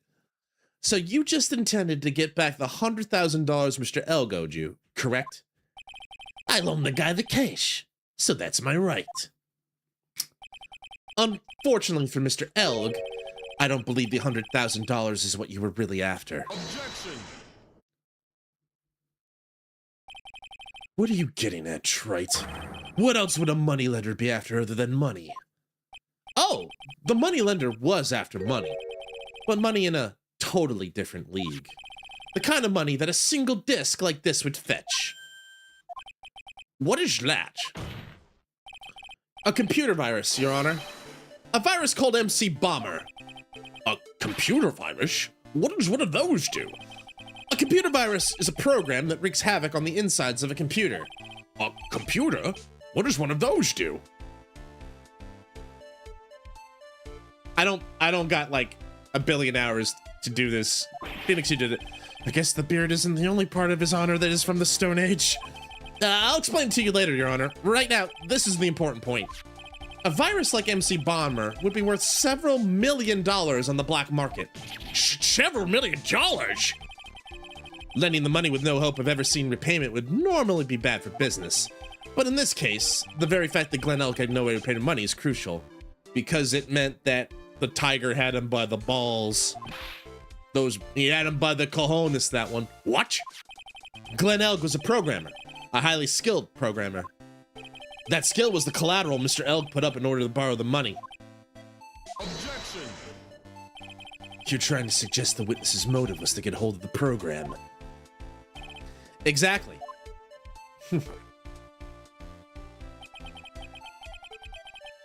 The witness may have poor fashion sense, but he's by no means an idiot, Wright.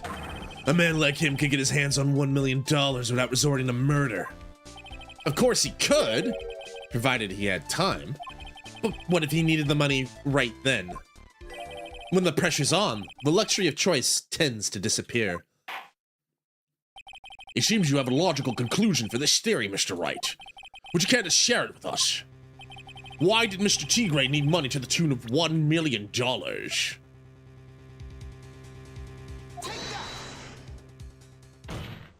Ow, my hands!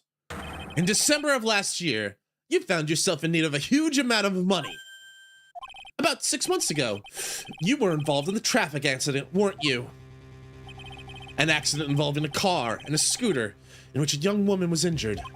She was taken to the hospital, where she underwent surgery. How much of this do you know? These medical papers document the treatment of a young woman in question. According to these, her operation cost $1 million. And yet, when the payment was due last month, you somehow managed to pay it in full. $1 million? A preposterous sum. Someone should sue these HMOs. Based judge. No one would pay a bill like that. If the medical association got wind of it, the hospital would end up as dead as a morgue. Ow, my hands. But Mr. Tigre had no choice but to pay, because his very life depended on it. What he said. But order! You say his life depended on it, Mr. Wright. Indeed it did. Simply because the injured woman was none other than Viola Cadaverini. Did you say Cadaverini? Bruto Cadaverini, mob boss in charge of all underworld activities in the city, and doting grandfather to his precious Violetta, also known as Viola Cadaverini.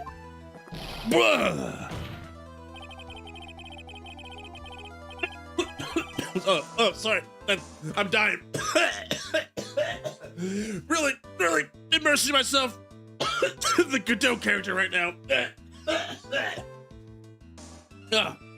Oh, I'm dizzy. Oh, I'm lightheaded. We're good. We're good? We're good. All right. Man.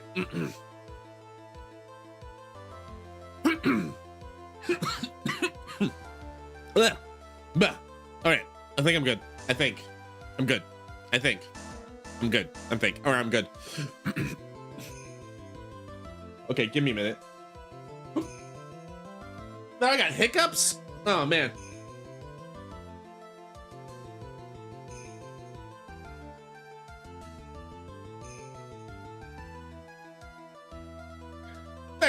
Thank you, Snow, for the stretch and hydrate. The care package. All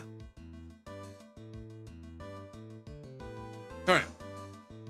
I'll cash that in a minute. Let me see if I can get to a checkpoint here first.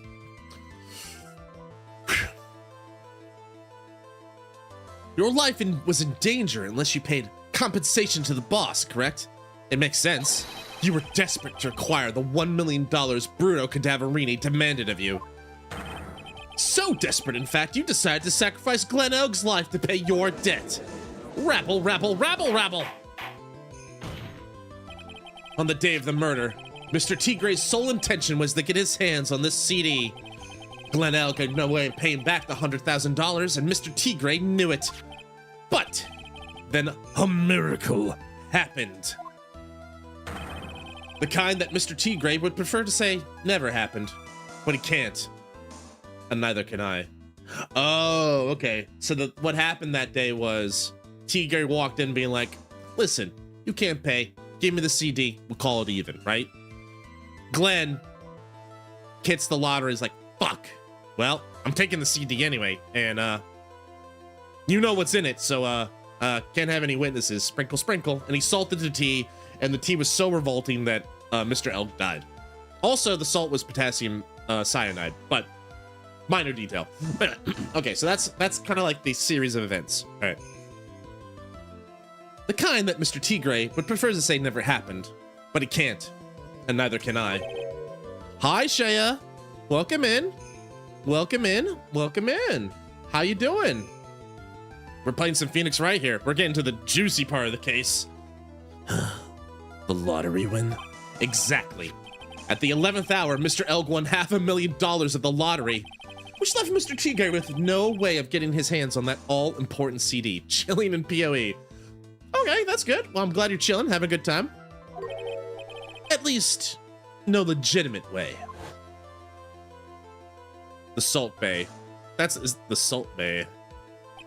So he resorted to illegitimate means. That's crazy. He murdered Glen Elg and then made his next move to frame Maggie Bird for the crime. Mr. Tigre posed as Glen Elk, while Viola Cadaverini played the role of Miss Bird. And then they reenacted the whole thing in order to establish a witness. The witness being the one we all heard testify yesterday, Mr. Victor Kudo. Ow, my cup. Like I said, Wright, that's crazy. No one could pull off a stunt like that. For starters, there's no way the chef could have been kept in the dark about it. Oh, he could have, because he's a patsy. But Mr. Armstrong was in on it from the very beginning. Have you forgotten already, Mr. Godot? Mr. Armstrong owed the witness money too. $500,000, in fact. He had no choice but to go along with Mr. Tigre's plan. Rabble, rabble, rabble, rabble. Order! Order! Silence or I'll clear court!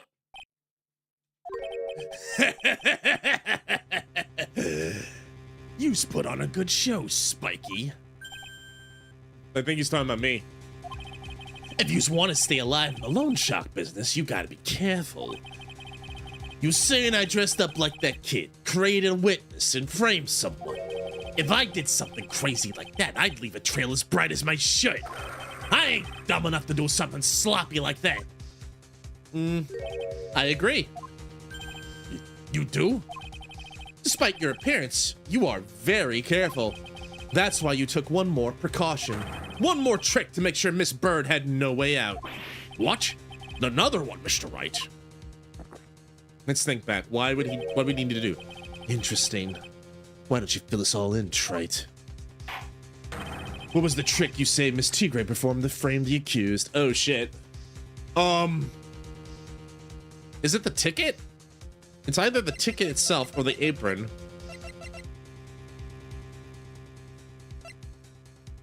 Found on the body search of Maggie. The wieners! No, it's gotta be the lottery ticket, right? The lottery ticket is the one thing that ties Maggie to Elk here. Because it was found on her. They also found this in her apron pocket, right? I gotta make a choice here, because I'm in trouble. This is also found in her apron, and this is the exact murder weapon. Do you remember there was a fake lawyer when you met Maggie? Well, yeah. What is this trick, Mr. Porn, to frame the accused? Well,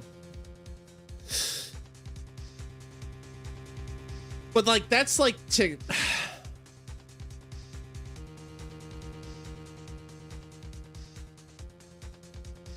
Murky dying. I'm not dying. Also, hi, Atri. Welcome in. I think you're right, Snow, but I don't know if this is what they're asking for. It's either like the plant, because it only has Maggie's fingerprints. It could be the apron. It could be the ticket. It's like they basically set up Maggie with that.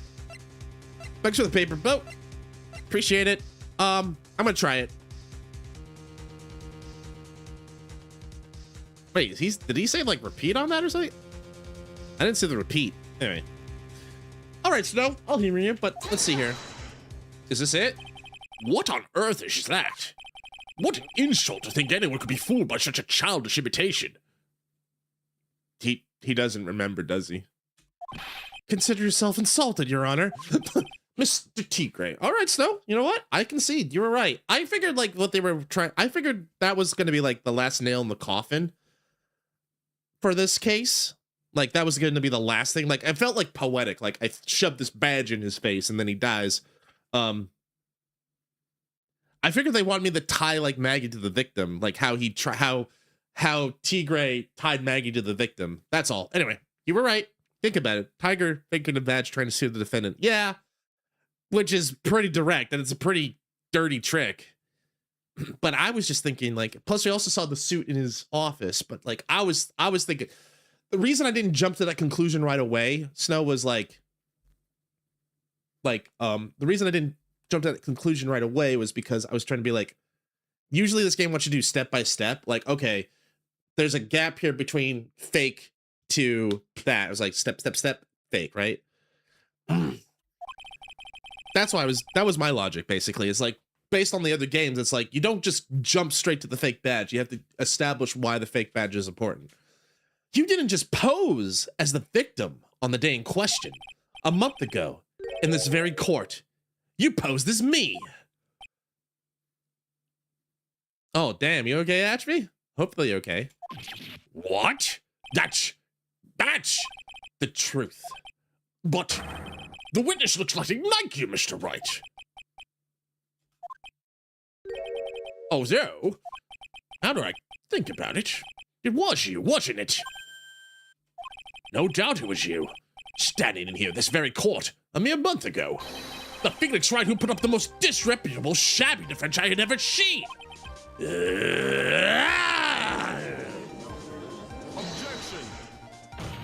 Held my hand. Can you prove that, Gramps? Prove the attorney who represented the accused here a month ago was this man? Are you prepared to take the stand and testify it was him? Don't let him intimidate you. Hey. Forget about it. Yeah? Oh, he's crumbling. I wouldn't do something like that. Not me. You made a mistake, right? It was someone else, huh? Objection!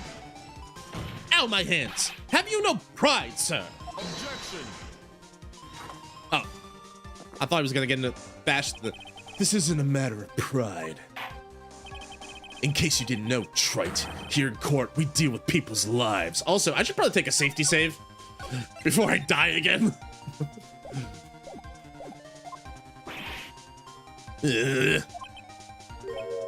Mr. Godot is right. Your Honor! Speaking for myself, I am absolutely convinced. The attorney in question was the witness standing before me now. However, I preside over this court as the judge, with the vested power to hand down a verdict. Someone in my position cannot be swayed by a memory without evidence to support it. No! Tough, but fair. If the defense has no further evidence, the court will now excuse the witness. The circumstances surrounding Mr. Tigre are dubious for sure, but not conclusive. But we've come so far. Is it time for that decisive evidence? You say he impersonated Glen Elg. You say he impersonated you. But none of that adds up to a murder charge. You don't have a shred of evidence that the witness poisoned the victim's coffee. No!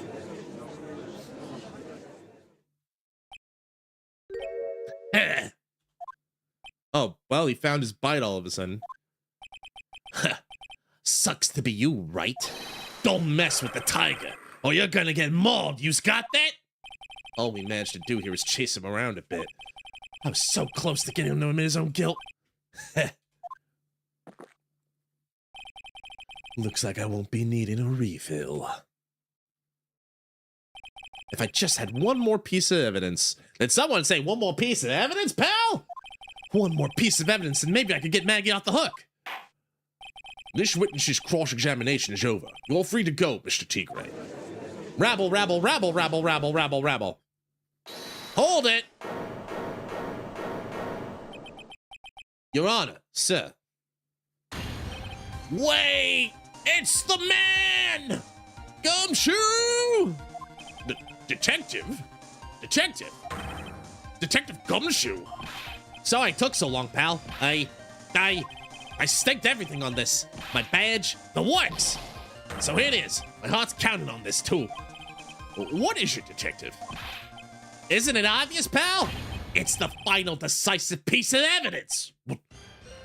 What? Took an hour and 40 minutes.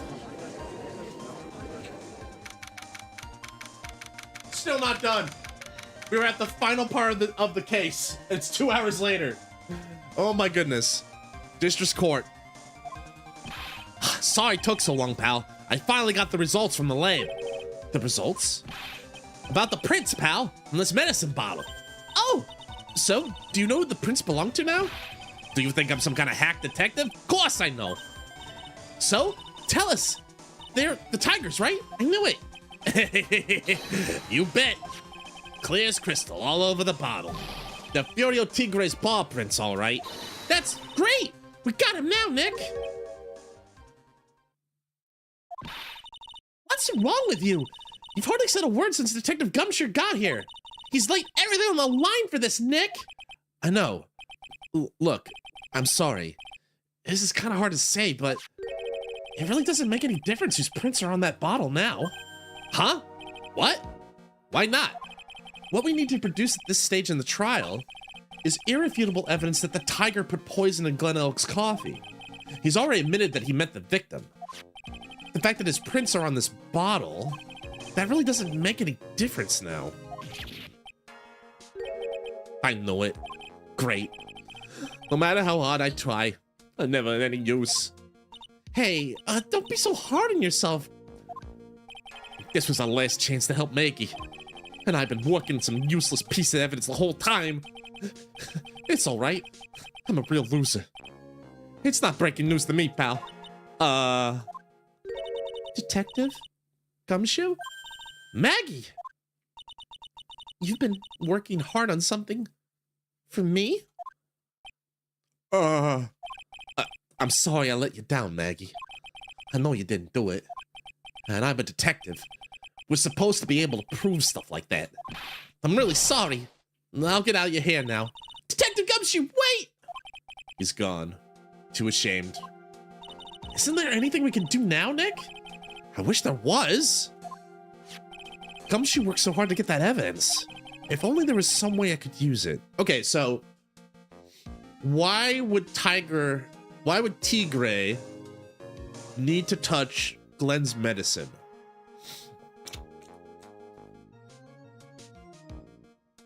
Why would Tiger's prints be on the bottle?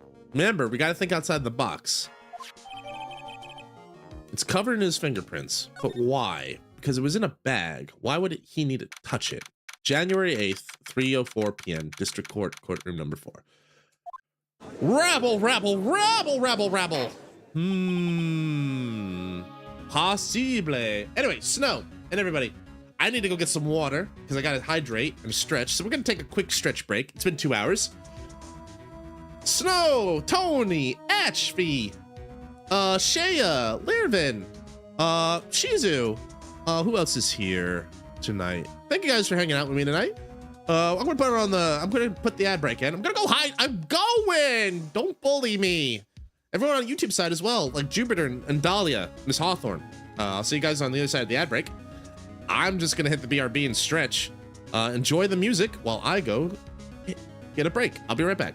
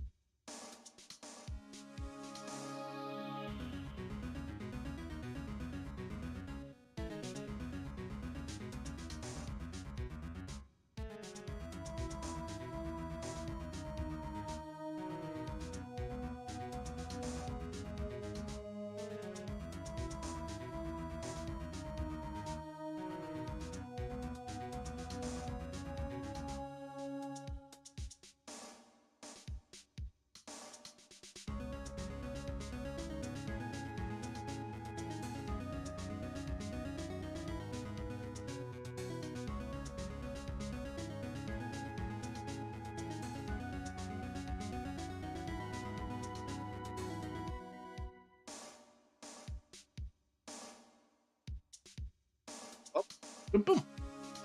I'm back. All right, first things first. Hydrate. Stretch.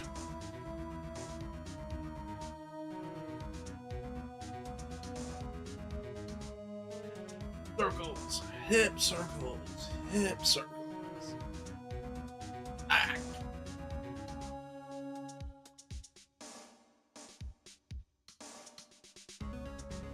Posture. Sit up. Feet planted. Back. Straight. Shoulders back. Straight. Posture. Oh, all right. God, I didn't think the end of case 3 was going to take another 2 hours when I started it tonight. I'll be honest with you. But at least I think we'll be able to dip our toe in case 4 a little bit. Also, I don't know why that channel redeem came out as unknown. That seems weird to me. Like, why did that come out as unknown? It's so weird. Anyway, I'll worry about that. That's a later problem. All right, we're back. All right, let's see what we can do here. So it was someone you know. It's all the ejections causing mischief for sure. So I think Snow might have the right of it. It might have been, he had to have hid the body, right? Armstrong could have done it himself though, but it would have been a lot easier and faster because like they didn't have a lot of time, right? So it's probably like he had Armstrong carry him. I'm guessing Armstrong had like the legs and stuff and Tigre had the shoulders, and that's when he like fiddled. He also probably could have like, it could have dropped. He picked it up then. Anyway, let's go. Mr. Wright. Yes, Your Honor. I granted you a recess so you could prepare this decisive evidence you've discovered. Yeah. He's happy. Well, don't keep us in suspense, Trait. Well, don't keep us in suspense, Trait.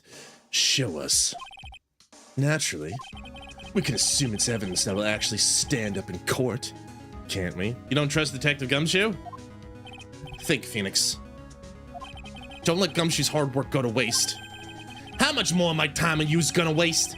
I ain't been to no court before, but you's lawyers sure know how to blow things out of proportion. No doubt, given the nature of the evidence, should speak for itself. Nevertheless, you will walk us through it, Mr. Wright. Well, I know I can't prove anything new with this evidence. I'm really backed into a corner here, but maybe if he thinks he's got me beat, he'll let his guard down a bit. Don't keep us waiting any longer, Mr. Wright. Present the final decisive piece of evidence to court. I can't bullshit around here. I gotta show him the weenies. No, we'll show him the evidence. This is the defense's final piece of evidence. Isn't that the victim's... Your Honor, naturally, the court is already aware of the contents of this bottle. However, interesting new information has come to light. We have clearly identified some fingerprints on it. Fingerprints belonging to you, Mr. Tigre. What?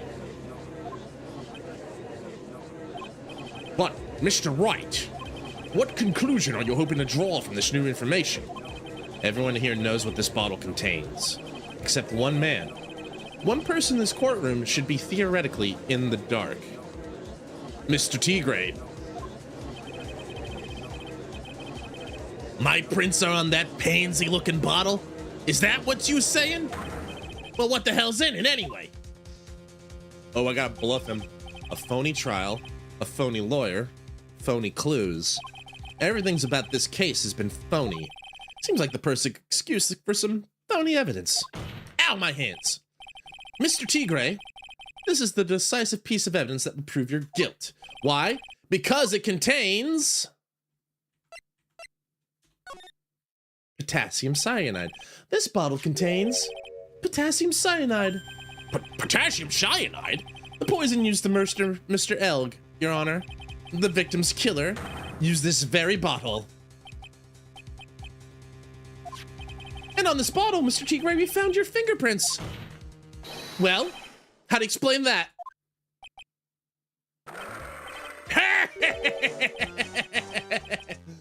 You'd make a good clown, you know that?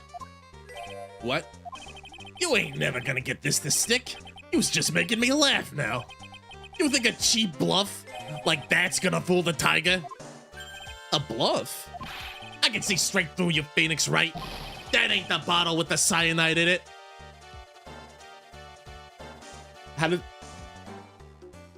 How's he know that?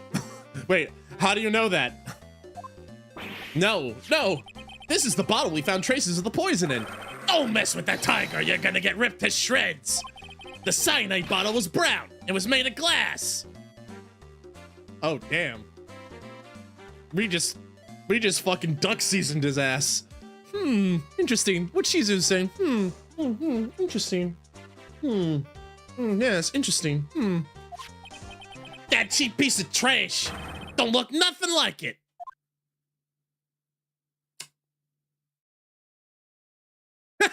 Godot's like, motherfucker. Is that your 17th cup, Godot? Because I think it's over.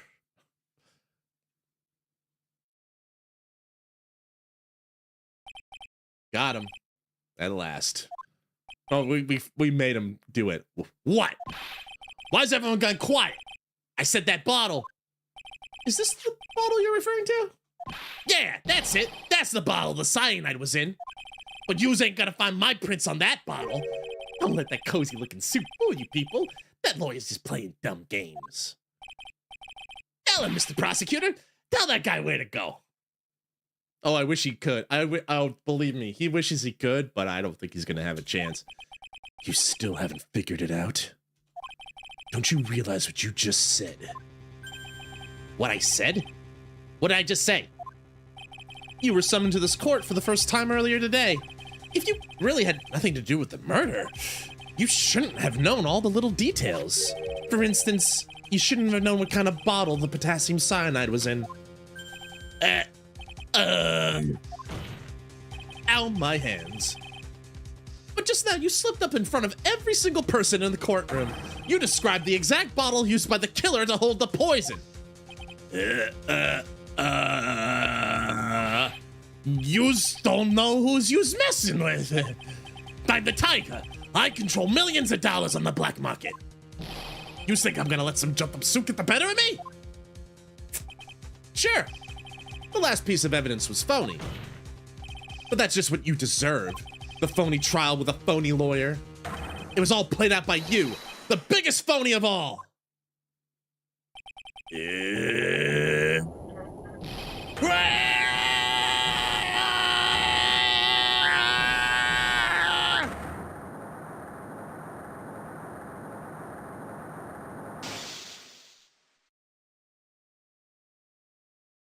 Sorry for the flashing lights, by the way. Didn't realize. He broke the lights. He literally did. What's going on? It looks like a bailout, blackout.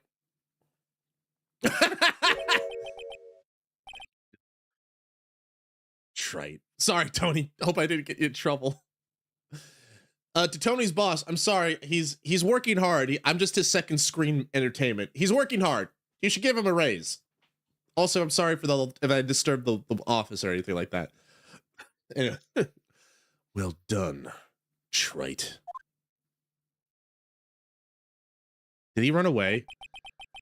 I saved my 17th cup of coffee just for you. Oh, savor it. Thanks. Just the way I like it. Scalding hot. While you watch the police restrain your prey.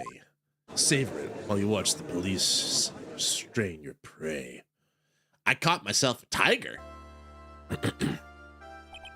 Mr. Wright, you caught a tiger by his toe. But if this one hollers, we won't let him go. We won't be let go. Did you think about that one all by yourself, Judgy? Now then, how are things going with Mr. Tigre, Mr. Godot? He's being arrested on suspicion of the murder of Glen Elg, Your Honor. Fortunately for us, we managed to rectify a very grave error. Mrs. Bird was found guilty in the absence of a genuine defense attorney. Yes, she was. And in the absence of genuine evidence. But the tiger made one mistake. Indeed. He very nearly got away with everything if it wasn't for that one slip of the tongue. Furio Tigre is truly frightening criminal. The truly frightening one is that defense attorney over there. Godot, did he just pay me a compliment? Well, I am now in a position to deliver my verdict. This court finds you the defendant, Maggie Bird, guilty. I mean, not guilty. Yay! Don't get in trouble again, Maggie, I swear to God. That is all. Court is adjourned. I swear to God, Maggie, if I have to defend you a third time, we're gonna have words. January 8th, 4:10 p.m., District Court, Defendant Lobby number 1. Mr. Wright, I'm at a loss for words. Thank you, sir. Congratulations, Maggie. I was so mad when Mr. Wright landed me in all that trouble a month ago. Just put Maya in jail. Just put Maya in jail. But now I feel like I can forgive him. Hey, that wasn't me, Maggie. That was the tiger. Look, Nick, in the doorway. Detective Gumshoe. Oh, guess I'll be heading off then. See you around. Wait! Hold right there, Mr. Gumshoe. Cumshoe. Detective Detective Cumshoe. Oh yeah. Congratulations, Maggie. Thanks.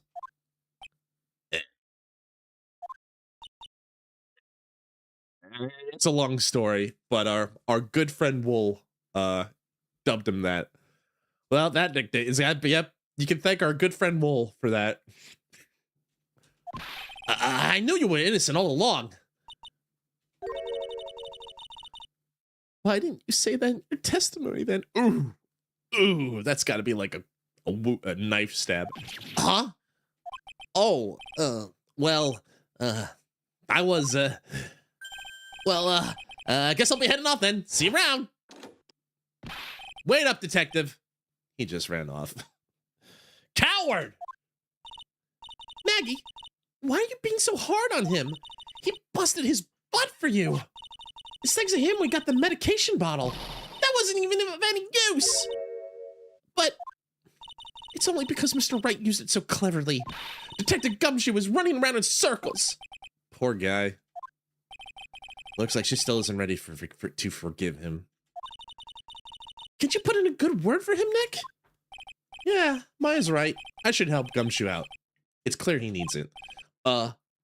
Maggie, you know, Detective Gumshoe's been really worried about you through all of this. I wanted to believe that, sir. But on that first day of the trial, he practically gave the judge a free pass to lock me up. He didn't have any choice, Maggie. He's a detective. He has to report the facts. He doubted me. That's why. He thought I might have done it. I've got to prove to her that Gumshoe really cares about her. I know. I'll give her a little present to celebrate her freezing. How about a giant box of wieners? Take those wieners! You will shut down those wieners, Miss Maggie Bird, and you will like it. Why am I being arrested? Here you are. A present to celebrate your freedom. That's a present from Detective Gumshoe, made with a ton of love. He said you lost weight and he was worried about you. Detective Gumshoe. I scarf down those wieners. I actually really like weenies, you know? Is that you, Maya? Did you guys hear that? I'm pretty hungry myself, you know. Yeah, the trial dragged on a bit today, didn't it? Is it okay if I eat this now? It's yours.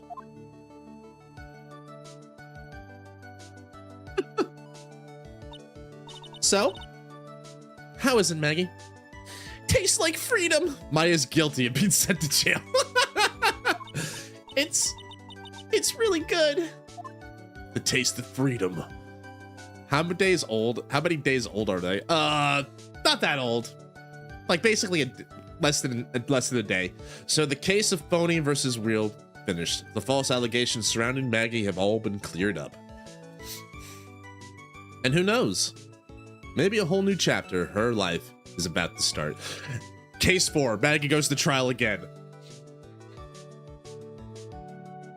I was like, Maggie, what did I just say? We did it! Recipe for turnabout, the end! Oh my God, we did it! Oh my God, he is back! And better than ever! A brand new episode has been added. I did it! That was a long one. That was a long case. All right, we'll dip into episode 4, case 4. A brand new episode has been. Love this dude. Well, you're about to love him some more, I guess. All right. All right, let me get into cinema mode for this, just in case. But let's dip our toes into case 4. Turnabout beginning. The girl. Let her go. Ooh, dramatic. Feels like it.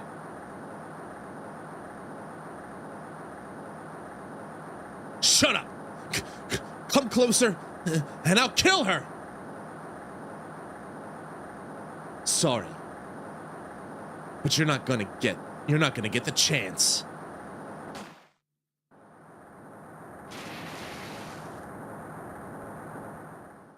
Dramatic.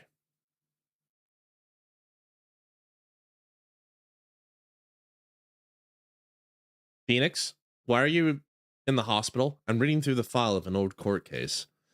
It was the first case of my longtime mentor, Mia Fey. Why are you in the court? Why are you in the hospital? Harry Falls, kidnapping and murder, death penalty. After escaping, Falls met with and then murdered Sergeant Valerie Hawthorne, recaptured on Eagle Mountain about 8 hours after escape. Why is there an IV bag? His very first client was a death row inmate who had recently broken out of prison. That was a whole year before Mia and I ever met.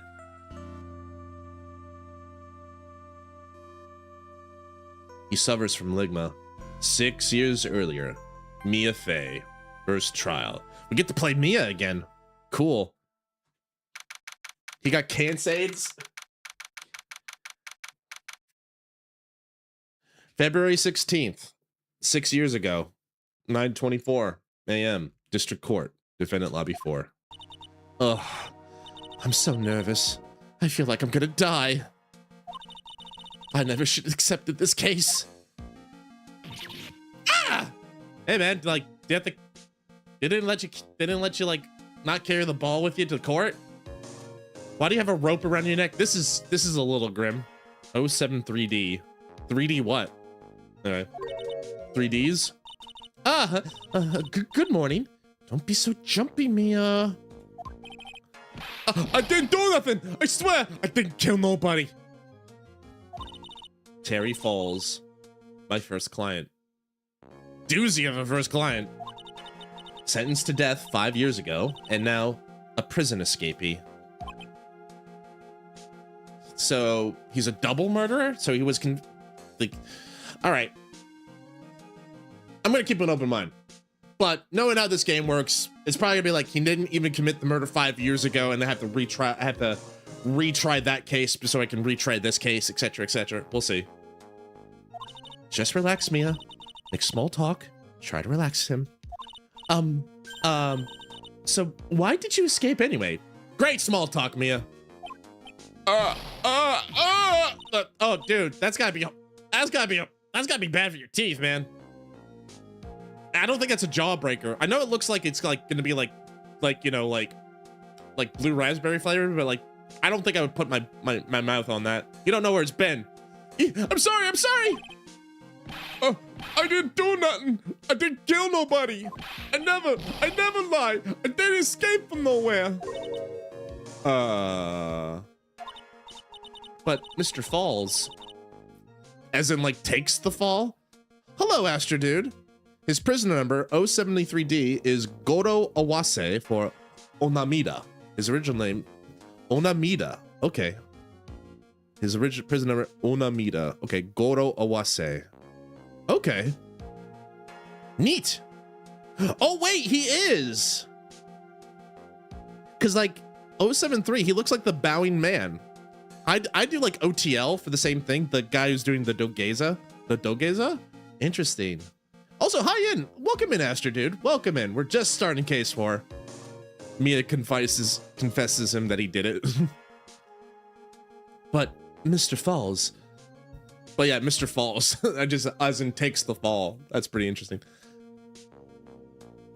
you know, nominative determinism strikes again in the Phoenix Wright universe. I know, first time for everything. Mr. Falls, the police just recaptured you 2 days ago. Oh, sorry. I told a little lie. He's scary, but he doesn't look like a killer to me. Oh boy. Could be like one of those like of Mice and Men things where like he's Larry. That was the titular character, right? It's been a minute. It's been a long time since I read Mice and Men, but like that was his name, right? Larry? Maybe he's like a guy who doesn't know his own strength. Like the Wabbits. Like, I don't know. I don't remember. It's been a long... I read Mice and Men when I was in junior high school. Anyway. Oh boy. Anyway, I didn't do it. I never killed nobody. Sorry for asking, but you're on death row, right? Oh, there we go. That's his comfort ball. It's like his stress ball, except instead of like squeezing it, he eats it. I'm sorry. I'm really sorry. They sentenced me to die 5 years ago. I was tweaked, I tell you. That woman, she lied in her testimony. That's why I got the death penalty. Poor fella. I swear it. I ain't kill her. I could never do that. This guy doesn't sound like he could kill anybody, but 2 days ago, he escaped from the police wagon when it crashed. Then about 8 hours later, a policewoman was murdered before the police could recapture him. The police believe that Terry Falls did it. After you escaped, did you meet a policewoman? He's thinking about it. Yeah, I did. She's the reason I escaped. So that much is true. He did meet with the victim. But I didn't kill her. She was alive when I left. She was alive. It's true. I can trust him, right? I mean, I should. Ha! Oh my. Is that who I think it's gonna be? Is that who I think it's gonna be? Oh, no. Hello. Guy with a vest and tie and wavy hair and a goatee. Now all I need is some sexy saxophone music and I might know who this person is a little bit. You're not gonna figure out the truth just by staring at the guy. Why are you here? I came to see how our little kitten was doing all along in the big scary lion's den. Should I pass the message? Which message? Shizu? Was there something that got by auto mod or something like that? I didn't see it. Streamerbot's not telling me anything. Astro Dudes. Oh yeah. Well, let me hold on. Let me check. Did Automod give me something in the chat here? Let me check.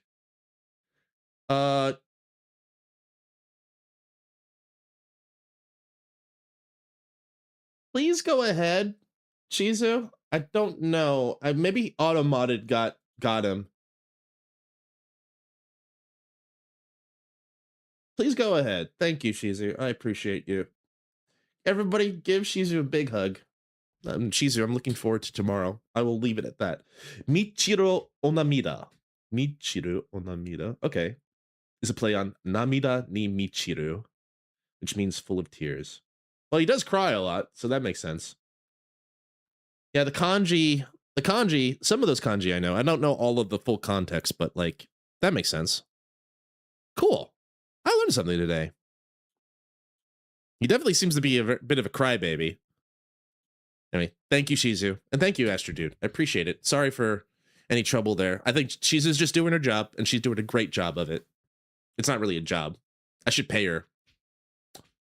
Note to self. Anyway, get hugged. Anyway, I came to see how our little kitten was doing all alone in the big scary lion's den. I thought maybe you'd like something to play with. Where's Mr. Grossberg? That old man's probably still in bed. That's definitely young Godot. I bet he's clutching an empty bottle and mumbling in his sleep. Hopefully not about his hemorrhoids. Aren't I good enough? After all, it's me, Diego Armando, feel like some like do-do-doom. He looks good. Yeah, he's a handsome boy. Wait. Diego. I've heard this name before. Somewhere in this game. I'm trying to think back to case 1. I'm gonna hold that in here for now. I'm gonna process that. I'm gonna put that in the back of my. You know how like when you process something that was on the register, that's gonna go back in the memory for now. Anyway, Diego Armando. I didn't say. So Diego Armando, the finest attorney at Grossberg's law office, is here for me. No. You've got it all wrong. Today, you're the finest. Damn, that's smooth. After all, it took an amazing amount of guns to take this case. Imagine, an escaped death row convict for the first client. Yeah, thanks. Sure wish I could get out of it, though. Relax. I just heard some good news. The prosecutor for today is fresh out of his diapers as well. Really? However, unlike a certain somebody who I won't mention, he's earned the reputation as a genius since the beginning of his law career. A genius. Well, it's about time to head on in, kitten. I'm not gonna do the mint thing where we call her kitten. No, we're not gonna do that. He's too smooth. Diego looks like the guy who could probably pull that off. It's about time to head in, kitten. Sharpen those claws of yours. It's go time.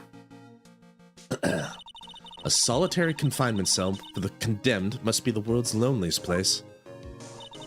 And that's what my client ran away from. I don't blame him. Solitary confinement's cruel and unusual. That's my take, anyway. That's torture. Every other lawyer gave up on him. But not me. When I saw those overflowing eyes and heard that simple, childlike voice, I just had the feeling that he was telling the truth. February 16th, 10 a.m., District Court, courtroom number 4. Rabble, rabble, rabble, rabble, rabble.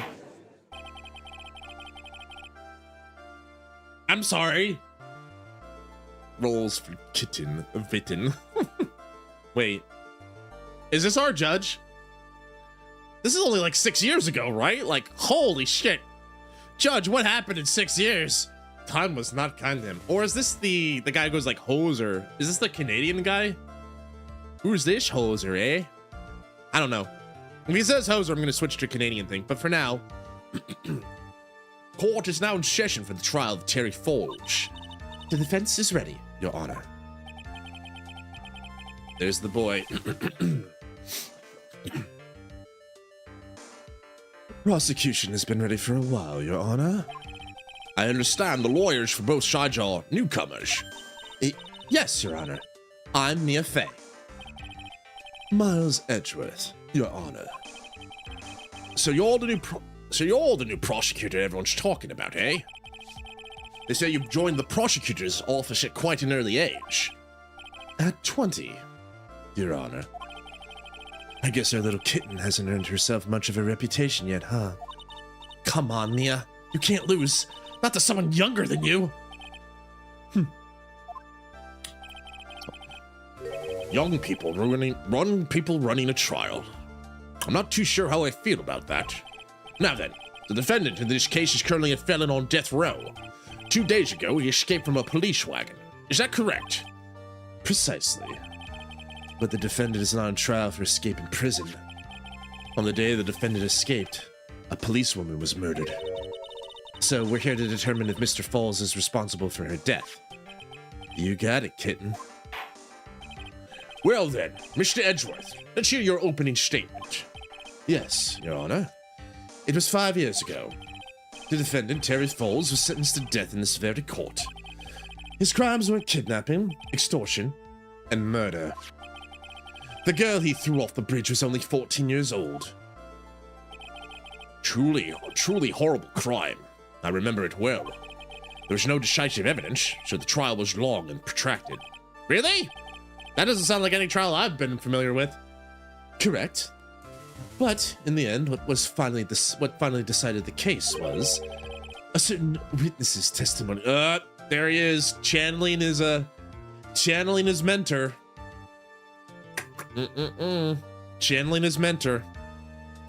A certain witness's testimony. A witness's testimony. The girl. The testimony of Detective Valerie Hawthorne, the person who confronted this criminal. She arrested Mr. Falls at the scene and later testified against him. She said she witnessed Mr. Falls throw his young victim into the river. Oof. Brutal if true. Anyway, we're fighting an uphill battle either way. For those who are not aware, Eagle River is well known for its powerful current. Most bodies that fall in are never recovered. So Mrs. Hawthorne's testimony was the one that put him away. That police woman you just mentioned, that wouldn't be exactly the victim. The same woman that was killed 2 days ago.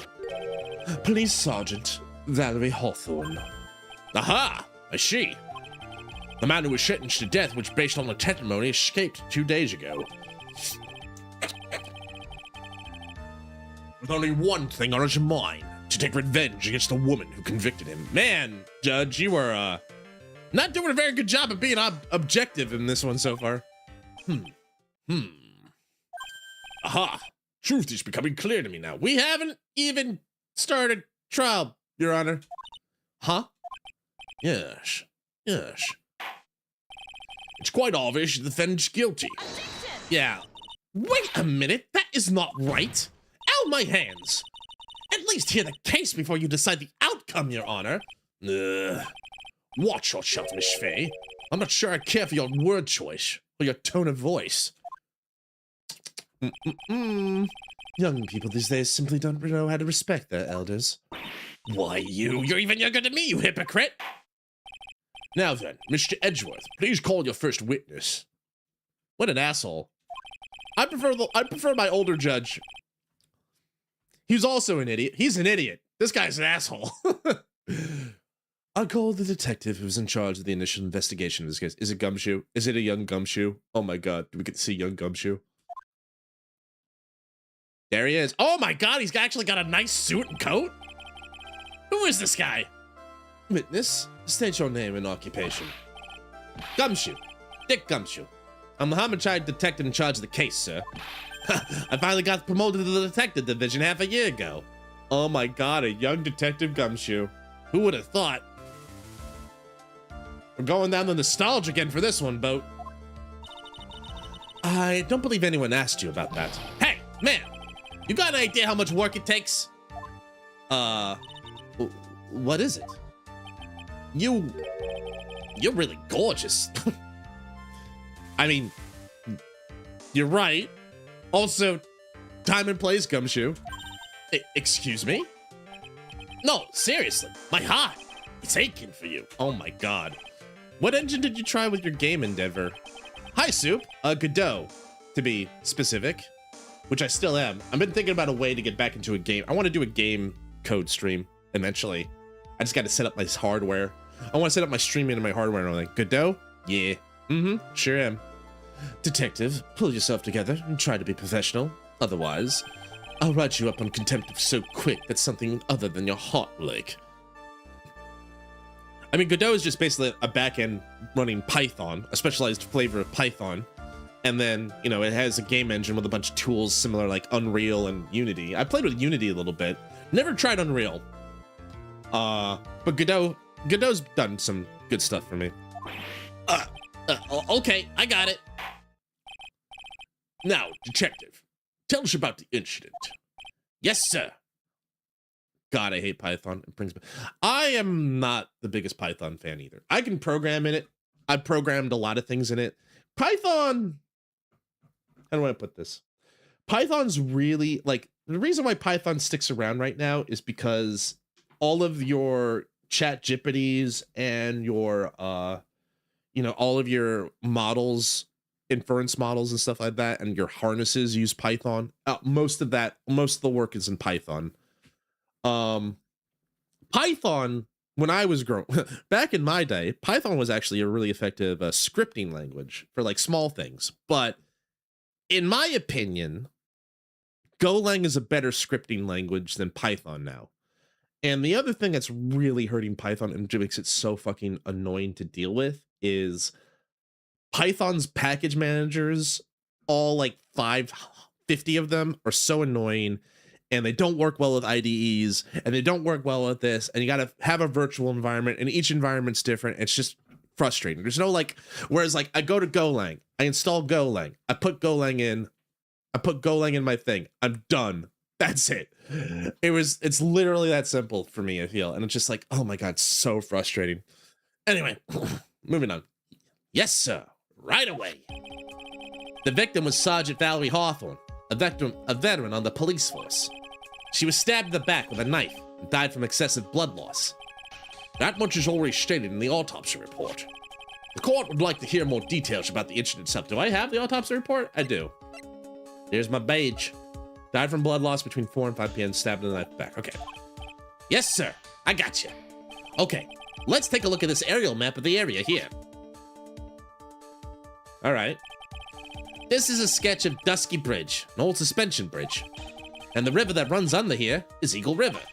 The victim and the defendant met here, on top of the bridge. After stabbing her in the back, the killer carried the victim back to his car. He had a car? He was recaptured at a police checkpoint as he was trying to make his getaway, sir. Why would a guy on death row have a car? That's already like, what do you mean he had a car? I see.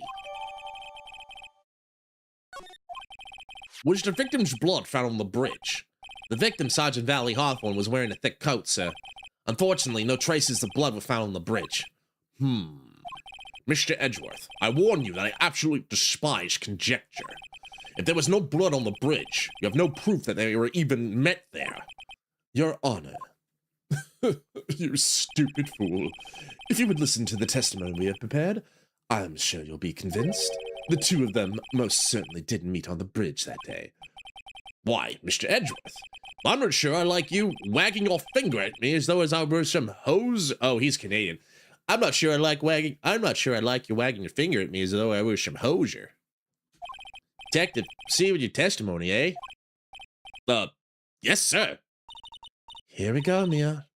Hang on. Okay, now. Listen carefully, kitten. One little mistake and this guy will drink you for morning tea. Trust me. Get ready. How could I fail with those dreamy eyes looking at me?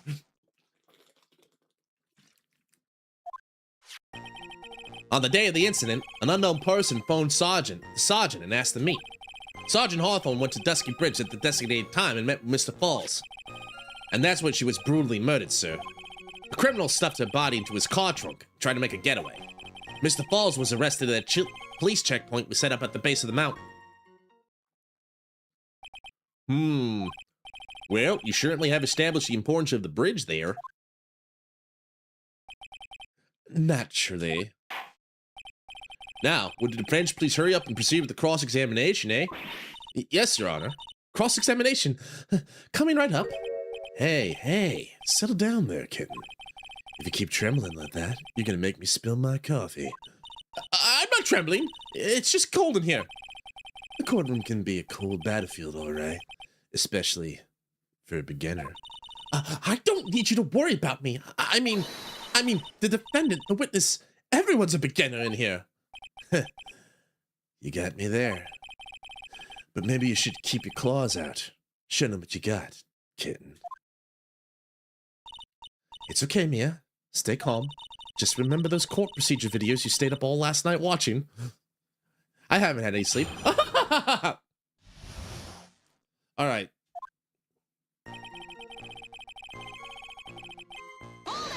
Hold it! This unknown person. You have no idea who it might be, right? Sorry, but I'm afraid I do. What? The one who called Sergeant Hawthorne was the defendant, Terry Falls. Well, what? The defendant? The defendant called her? I don't know how to do a Canadian accent, apparently. Sergeant Hawthorne was a very thorough person, sir. She left a note about a phone call with Mr. Falls. A note? Yeah, top secret memo that she left at her desk. Could have been nice to see that earlier. All right. According to the note, seems the one who called her to the bridge was indeed the defendant, Terry Falls, eh? February 14th. Okay, so February 4th. Falls 4:30 p.m. at that bridge. Wear white scarf for identification. Talk to Dahlia.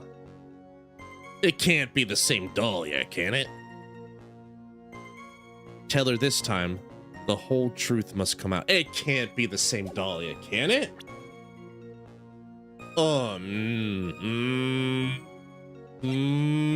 Plot thickens. All right. Ugh. Whose bright idea was it to keep that note from me? Looks like the judge is even more sure of his verdict now. Listen up. Never ask a question if you don't already know the answer. It's that detective's fault. He's the one who said an unknown person. Hey now, don't make that face at me. I just said it that way because the prosecutor told me to. Was that a trap? With that cute face, I didn't expect him to be so sneaky. Oh yeah. He's evil. Remember, this is evil, Edgeworth. He might be cute, but he's evil. But he's cute, but he's evil. But he is cute, but he's also evil. But he's cute, but he's evil.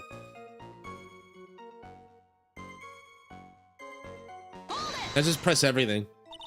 A bridge up in the mountains, but why meet there? Because it's a very important place to the defendant. That's why. What do you mean by that? What do you mean by they? If you remember, 5 years ago, the defendant kidnapped a young girl. He was chased onto a bridge. When he was there, he killed his hostage.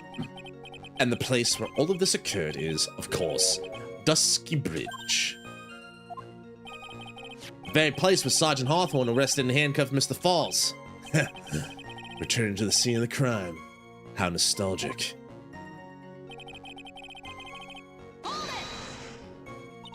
Was the body of the victim discovered right away?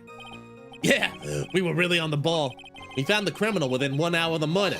It was great. We even got to say, don't move. We got you surrounded. I love when I get to say that. Wait a second. Isn't there something weird about that? The location was a suspension bridge up in the mountains. How did they find out about the crime scene so quickly? Sergeant Hawthorne must have mentioned the phone call to someone else, right? If that's what had happened, she wouldn't have been killed. She never mentioned the phone call from Mr. Falls, but she left a note on her desk about it. If only I'd noticed it earlier. Maybe she'd still be alive. I wonder why she didn't mention the phone call to anyone. Good question. Criminal stuffed a body in car trunk. He had a car, so this is the thing that bothered me the most. Mr. Falls had a car then. Well, that bridge is way up in the mountains, man. The defendant and the victim both went up there by car. I mean, how else, right? What? You mean the defendant drove his own car? No, of course not. It was stolen. He stole it from a young couple that had been waiting at a red light. Car thieves.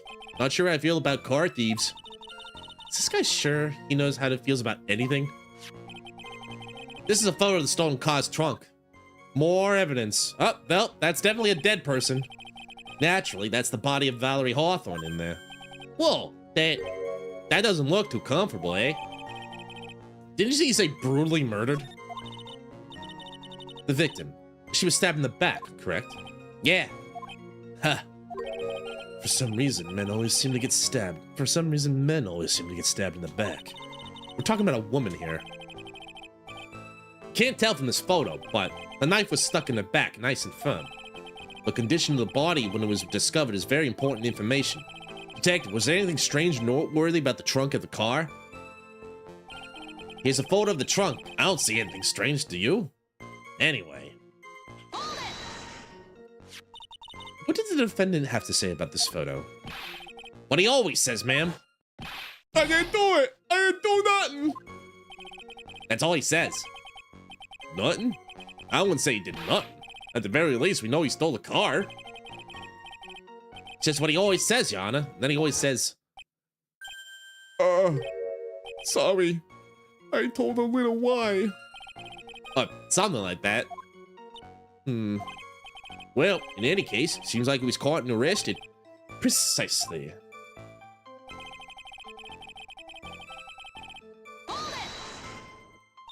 That certainly is impressive police work.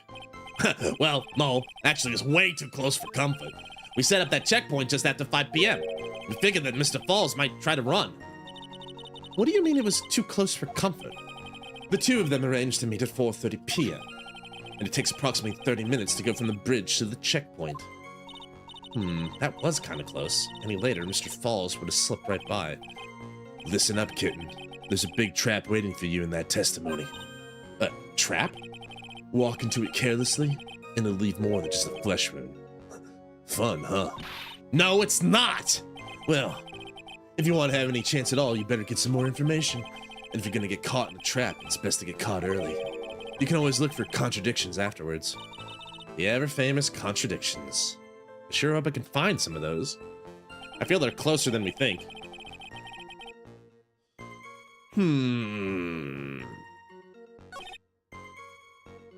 What to do, what to do, what to do, what to do, what to do.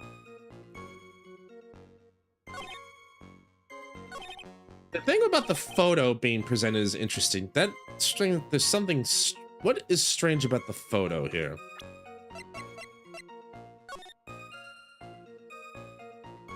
Why isn't there blood? Why didn't he say anything about... Well, wait, hold on. What did he say again? His car. But then why is the... Well, if he stole it, but like... He should have the key. Why was the trunk broken? I see something strange. Can I press here? I pressed here already. Do I present it or... Wear white scarf. Oh, that's another thing. I don't see anything strange. I do. Why isn't she wearing the white scarf? Objection! Okay. Witness.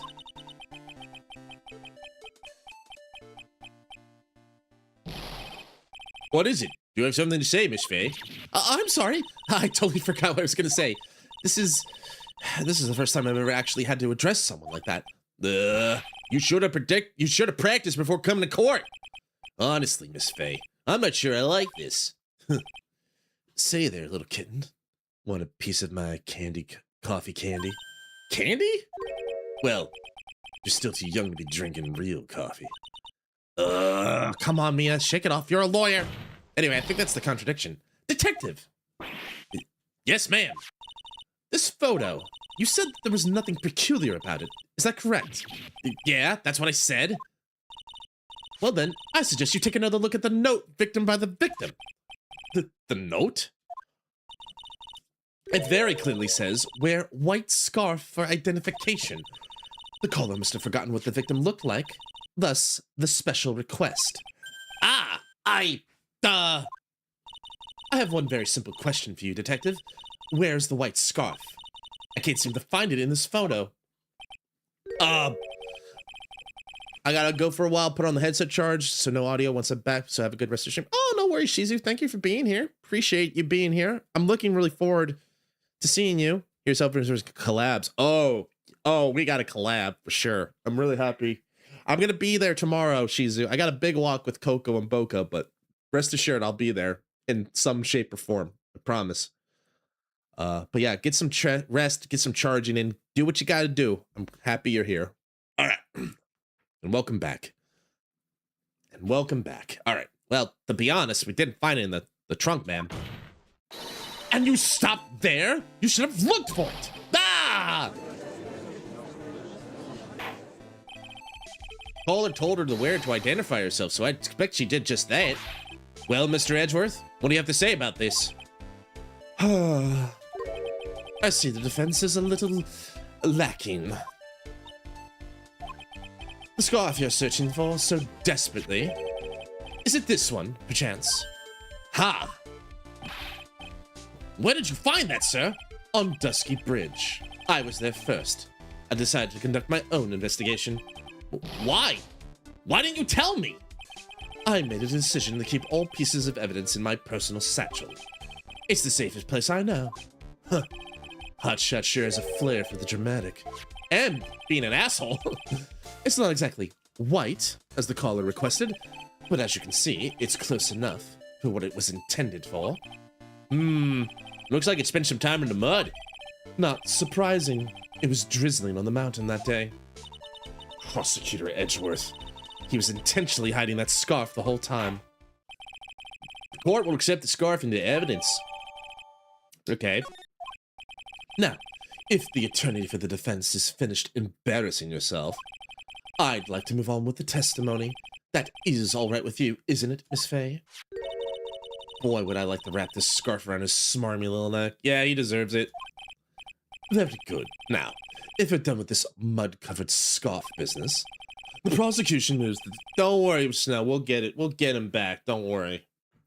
The prosecution moves to establish conclusively, and with hard evidence, that Miss Hawthorne and Miss Foles did indeed meet on the bridge that day.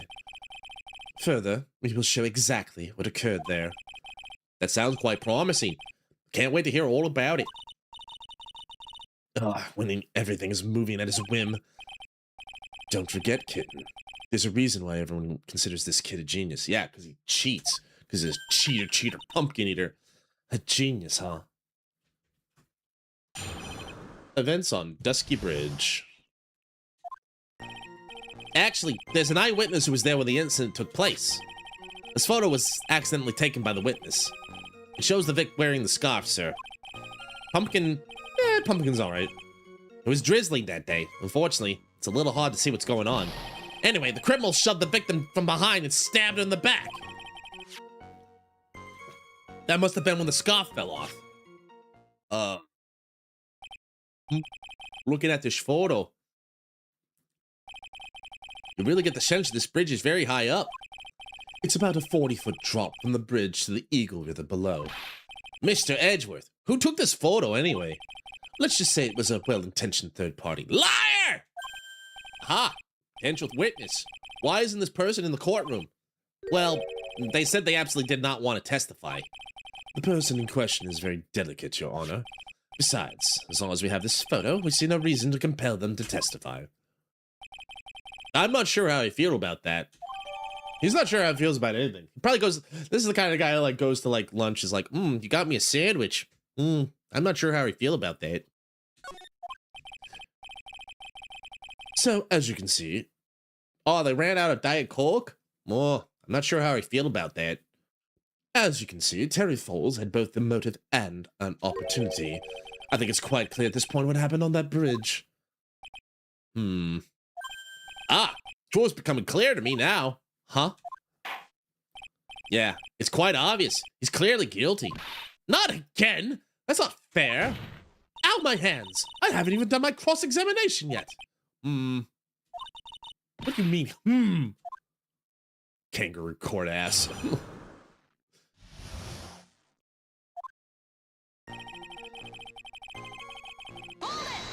Press everything. Who's this eyewitness? She's a college student. A female college student? A female college student? That's right. Means she's female and a college student, ma'am. No way! A female college student, you say? Really? Really? Interesting. Quite intriguing.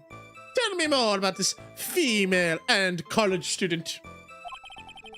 She doesn't do well in front of other people, so I came to testify for her. Out my hands. Maybe so, but as the attorney for the defense, I have the right to cross-examine her. For the time being, we're not relying on the witness's statements. That is all. What is that supposed to mean? The prosecution has other, more decisive evidence. Our case doesn't rest on the vague testimony of a female college student. A female college student, eh? It means she's female and a college student, sir. If you absolutely must hear her testimony, you'll have to give us a good reason why. Please tell us about the more decisive evidence in question.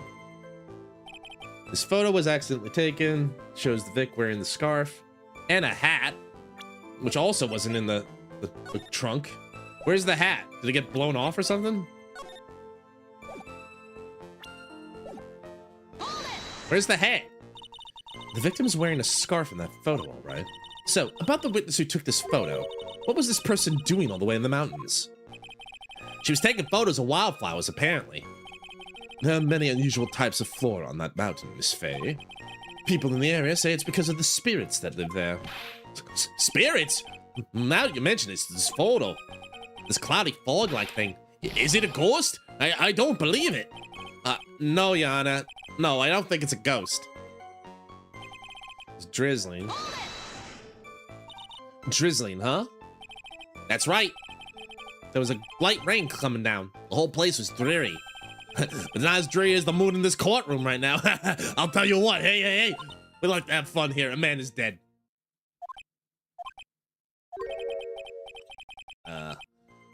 Looks like a cold front just moved in. Badum-tish. In any case. The point is that the area was quite damp. There was even some fog. I even slipped and fell while I was on the bridge. It really was something. Is that part of the witness's testimony as well? Of course it is. He pushed the victim hard in the back. She fell down right on her stomach. I remember that happening once myself. It's really brutal. Are you talking about seeing someone get pushed, or were you the one getting pushed? Or does it mean you pushed someone down like that once? With his mind-boggling tales and the way he said brutal, I wonder if he's Canadian. Save your nasty look for the right person. Huh? Take a look. Poor baby. The court record seems to have wet itself. Hey! Watch where you spill your coffee! The court record, huh? Wasn't there mud on the bridge? Shove the victim down from behind. How? How? How? How? I want again. And how? That looks like a thin-ass bridge. I don't know how you get behind. How he got behind her. I'm gonna take a safety save real quick, just for safety save's sake. That doesn't feel right to me.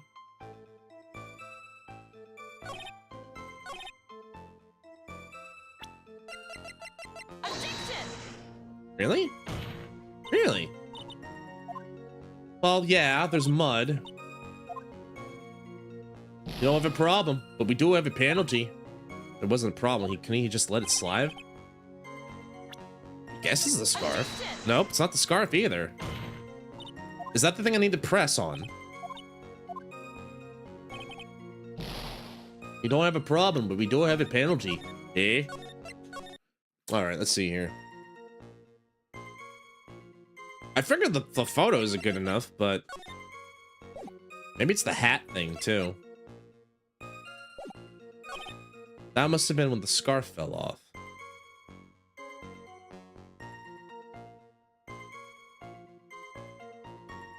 I'll press this. Let me see here. In other words, there was a struggle between the criminal and the victim, huh? That's what the witness said. Well, it looks like she didn't remember about the scarf. But from what she said, it sounded like a pretty violent fight, ma'am. The area was wet from rain. The bridge was probably wet too, which would explain why the scarf was covered in mud, but there's something about this testimony still bothering me. Talk about a surprise. I had no idea it was a photo. So what do I do? You really still believe him? Mr. Crybaby, I mean. Of course I do. So the little kitten believes in fairy tales, huh? In that case, the answer's obvious. And what you believe is the truth. Then that means somewhere hidden in that testimony is a contradiction. Thanks, Armando. Very, very helpful. One huge contradiction waiting to be discovered. That's your chance.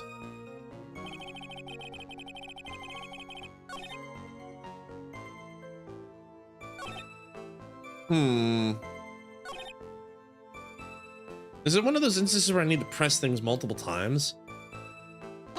I'll press one more time, seeing here. Same stuff. Diego talks about this one. Okay, why? Victim stabbed down and stabbed her man. If it's not the scarf, it's not that.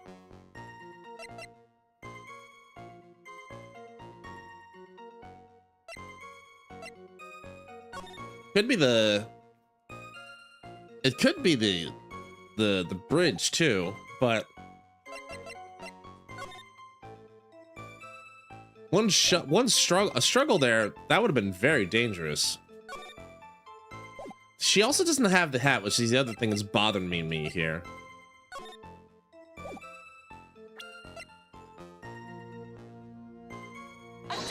Nope, not that. Ow, my hands. No hat, no scarf, mud on the cloth. Exactly. So what could it be? All right. What is this actually showing me? It's showing me a confrontation with my client. The defendant and the victim did have a confrontation here. But that's all I can see.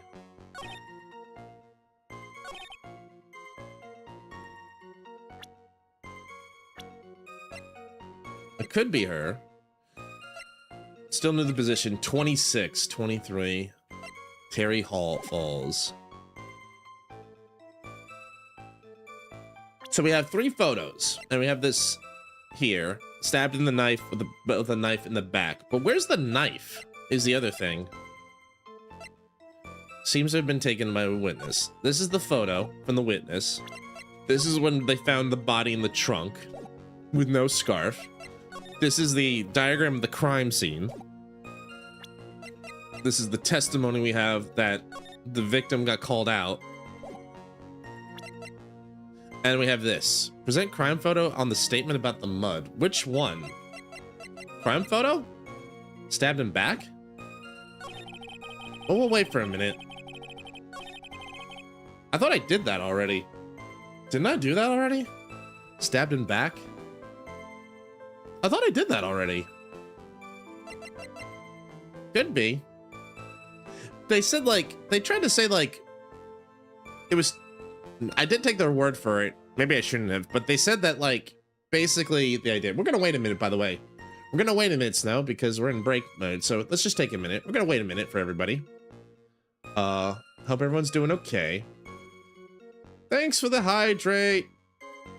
HV. Hope everyone's having a fun time here. Hope you guys are having fun. Thank you guys for being here with me tonight. That is the biggest contradiction, but I suppose, hey, my phone was blowing up too. What was going on here? Ow. A lot of people are liking those shorts I put up earlier today. I thought they were funny. I didn't expect them to blow up like that, but I'm getting notifications for all of them. It's fun. I'm glad you're here. I'm glad you're having a good time, Snow. Thanks for being here. Appreciate it. Was there anything here? Okay, that was that. Wow, I got a lot of notifications piled up here. I'm glad people like the shorts. I mean, again, I'm happy. Feels like I actually had some pretty good stuff here. Oh, damn. Ooh, highlights. We're gonna have to watch that tonight as I drift off to Dreamland. Austrian Airlines. You do one airline flight with the airline and they have you on your mail list for life. Who should we... I'm gonna think a little bit ahead here, see what's going on. Boop. Boop. Boop. Boop. Boop. Ba-dup. Boop. Boop. Ba-dup. Boop.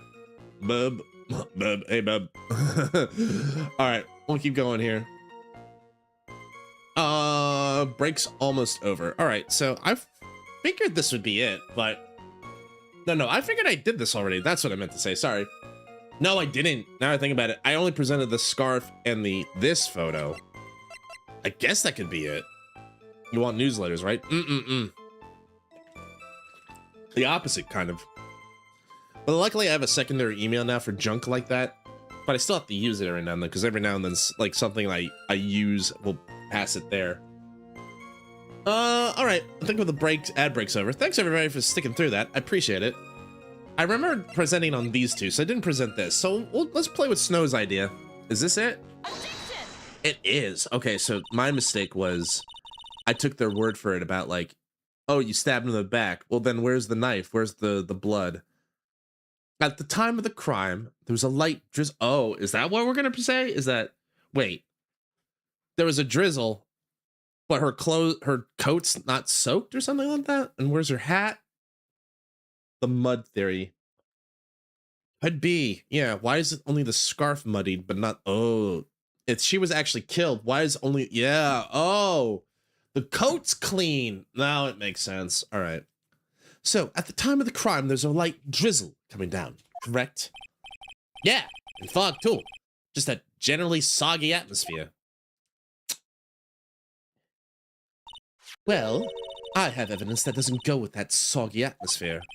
But this is a photo of the victim's body that was found in the car trunk, eh? Considering the conditions at the scene of the crime, something isn't right. Edgeworth is biting his lip. Well, by all means, please enlighten us as to what isn't right, eh? What's about the photo in the trunk that doesn't fit the conditions? Well, her coat, to be specific. Where's the mud? It's clean as a whistle. Naturally, the answer is right here. The victim's coat? As far as I can see, there's nothing strange about it. That's exactly what's strange. Recall the testimony. What were the conditions on the bridge that day? It was drizzling and foggy. Dusky bridge was all wet. If the victim really had fallen down on her stomach on top of the bridge, the front of her coat should have been covered in mud. That's exactly right. The other day, I fell on a muddy street and my gorgeous playoff beard was befouled. Like, what playoffs? I do admit the crime scene was quite wet that day. Ow, my hand. However, that doesn't mean that the top of the bridge itself was muddy. If your honor had fallen in the shower instead of a muddy street, your glorious hockey beard, pride of the legal league, would be wet, but not muddy. Oh, he's in like a local, like a, what do they call that? A work team? Fortunately, I've yet to test that. Still, your point's well taken. Can you prove that the surface of the bridge was muddy that day? The surface of the bridge, huh? Heh, a real man wouldn't stand for a taunt like this. Neither would a real woman. Of course I can. Here's the evidence that proves the bridge on the surface was muddy. Well, you said he lost, yeah, the bridge. It says it right there. If this got mud, why didn't the coat? Ow, my hands. The evidence is the scarf. Ah! It should be obvious. If the scarf fell onto the bridge and got this muddy, it means the bridge was obviously covered in mud. You see, we got him. No, I can't be outwitted by this novice bimbo. Hey, same to you, buddy. Mean, rude, Edgeworth, be respectful. Miss Faye's assertion makes perfect sense to me. I do admit there appears to be a contradiction between the condition of the victim's coat and her scarf. Out of my hand. However, the real question is, why is there a contradiction? Huh? For every contradiction, there exists an explanation. Every puzzle has a solution. Let's look at what the explanation in this case may be, shall we? All right. It's not like he's really giving me a choice here. Huh. You're doing pretty well for a little kitten. Mr. Armando! No matter what he says, a contradiction always comes down to a lie. It's either the victim discovered in the trunk, the witness's photo showing the defendant and the victim, or the witness's testimony that stated she saw the moment of the murder. Just relax, think it over. It's pretty simple, isn't it? No! The false evidence. It's one of those three. Oh, I thought I was gonna say, like, you should know this answer. Like, I don't know if I know the answer. Rabble, rabble, rabble, rabble! What you said just now, I'm not sure if I like that. That wasn't me, Your Honor. That was the coffee aficionado over there that said that. Court's not in the habit of accepting false evidence, you know. Blame it on him, Your Honor. He's the one trying to slip false evidence in the court. But we won't let him. We'll expose his evidence as the filthy scam it is. Yeah! False evidence in this case is the...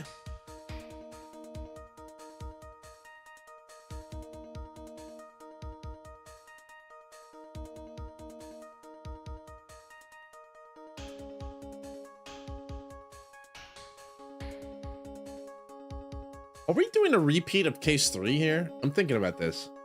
What if we're doing a repeat of case 3 here? What if she was already dead and then someone came in and did that?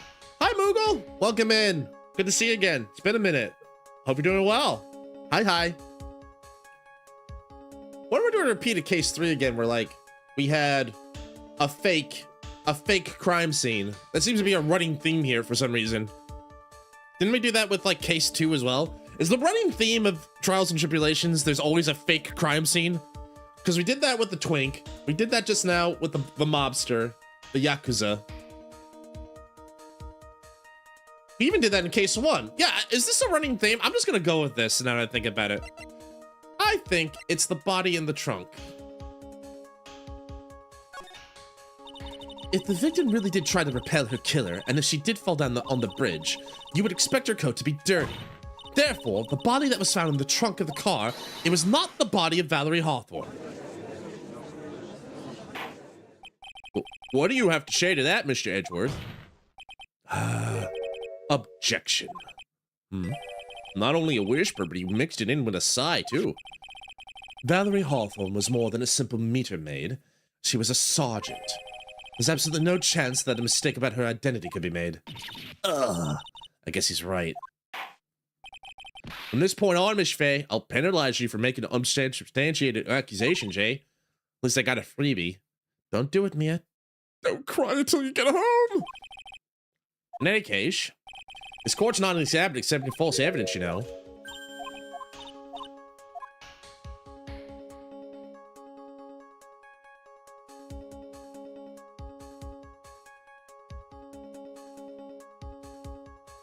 Okay, let me try it a different way. I thought the body would explain it, but what if the photo was set up? I think the photo was rigged.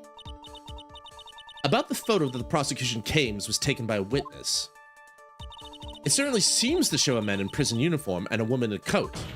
Out of my hands. However, we can't tell any more than that from the photo. Objection!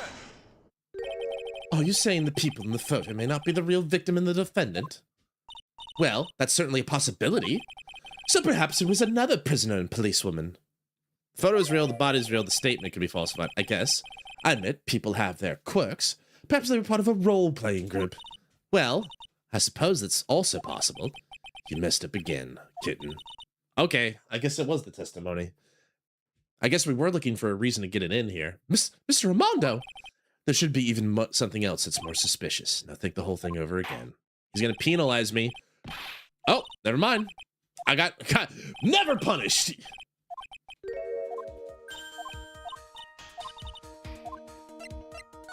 Got it, well. First try! Obviously, it's a no-brainer. Of course, right? Right, Boat?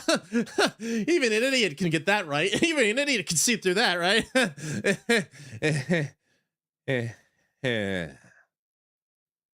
I think I'm on the right track. I think I was getting ahead of myself. Anyway. It is a no-brainer. Obviously, it's the witness that's suspicious. During his earlier testimony, the detective pointed out a crucial fact. The criminal shoved the victim down from behind and stabbed her in the back. Now, is that testimony exactly what the witness claims to have seen? Yeah, that's what the witness told us. That testimony is filled with holes. After all, the victim's coat isn't dirty at all. That is true. Huh. It's not just true, it's the truth. If there was a truly decisive witness in this case, I'm certain that boy Wonder over there would have called them in the first place. Your Honor, the defense requests to cross-examine the eyewitness. The testimony presented so far is not only vague, but contradictory as well. Rabble, rabble, rabble, rabble! Well, Mr. Edgeworth, it appears we'll need to hear from your mystery witness after all, eh? You should brace yourself for the brutal truth. Huh? Your Honor, the prosecution has no intention of hiding the witness from the court. We are prepared to present our witness at any time. Very well. Please bring forth your witness at this time. What Mr. Edgeworth said kind of worries me. He's that confident.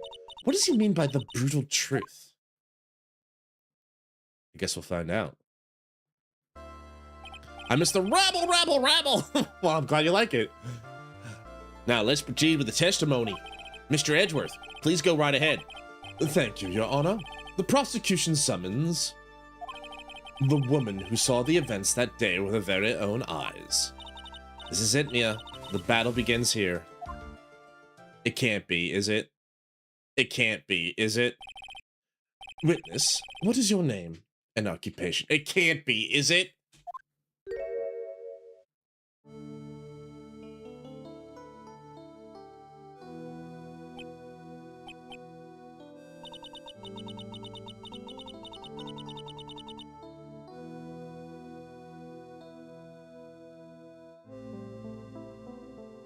Sorry, I blacked out for a second there. Oh, man. She did say that she met Dahlia all those years ago. Oh, boy. Everyone is so silent that I can hear their hearts going pitter-patter. When I look at you, how can I put it? You look as scrumptious as double-double in a dozen donut holes. A In-N-Out reference and a Dunkin' Donuts reference. Are you Canadian? Are you Boston? Are you Californian? What the hell's wrong with you, Judge? Anyway, I feel like I just want to hurry up and hand down a verdict just to have a bite. Hey, not so fast! As I said before, this witness is very sensitive and delicate. I would ask the court to please exercise care when addressing her. Yes, indeed. Thank you, Mr. Edgeworth. You're a true gentleman. And a simp. Miss Faye, you could learn a lot from this man, eh? If he's such a gentleman, he sure doesn't act like one to me.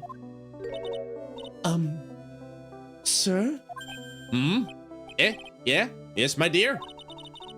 This is my first time, so I'm sure I'll make lots of mistakes. Anyway, I just wanted to say I'm sorry for all the trouble I might cause. Oh, no, not at all. No trouble at all, eh? Now then, may we please have your name and occupation? My name is, Melissa Foster. I'm a college student, a freshman in the literature department. You were on the scene when the unfortunate event occurred, correct? And you were the one who took this photo? Is that accurate? How can you be so mean? Asking a question? Now, see here. What are you doing shoving that in her face like that, eh? Huh? But it's just a photograph. It's not like it's something dangerous. I mean, after all, every time it makes me laugh. Next time I'll be forced to penalize you. Uh-oh. I don't like the turn this take is taken. Those dead, soulless eyes. Melissa, huh? Is she staring at me? And you would be? Huh? The defense attorney. My name is Mia Fey. I see. So you are... Now then, young lady, could you please give us your testimony? Yes, Your Honor. I'll do my best. I don't trust her. Not one bit. The witness's photograph, every time I do it, makes me laugh. I was using my camera to take some pictures of wildflowers. As a literature major? Then I noticed there were two people standing up on the suspension bridge.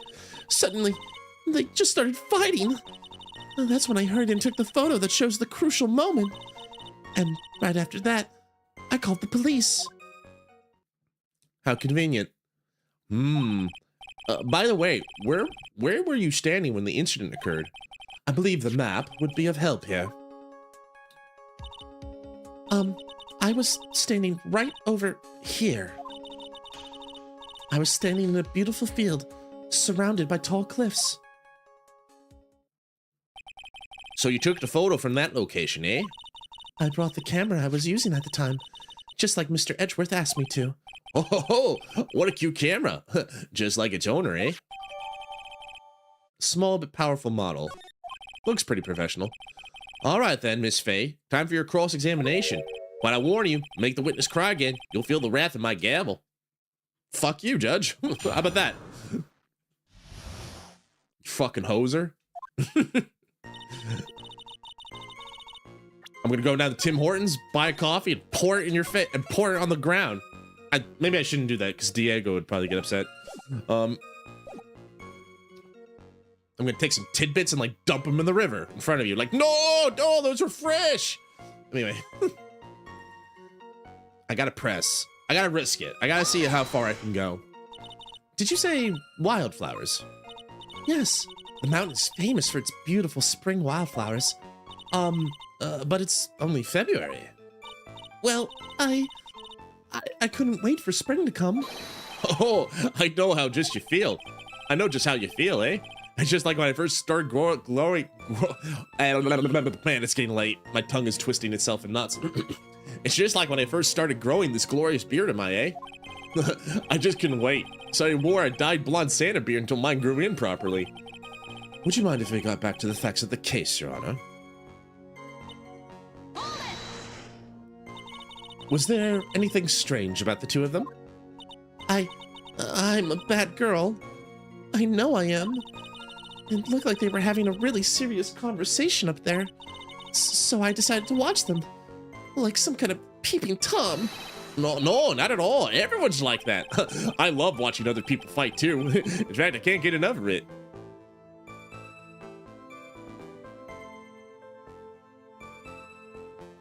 Moving on. Actually, that's why I took this job in the first place. Too much info, Your Honor.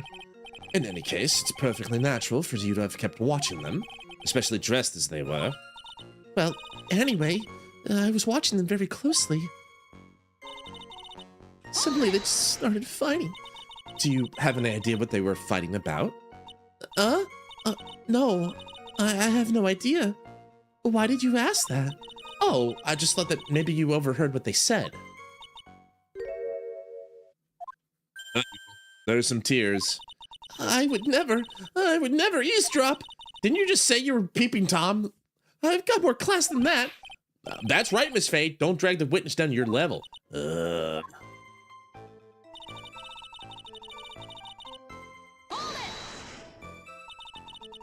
Why did you take a photo?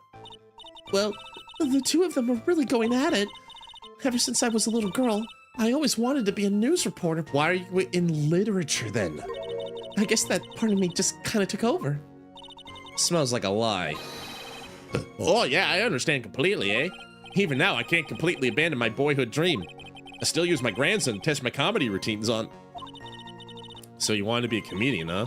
Not that it has any bearing on this. All I could do was use my camera.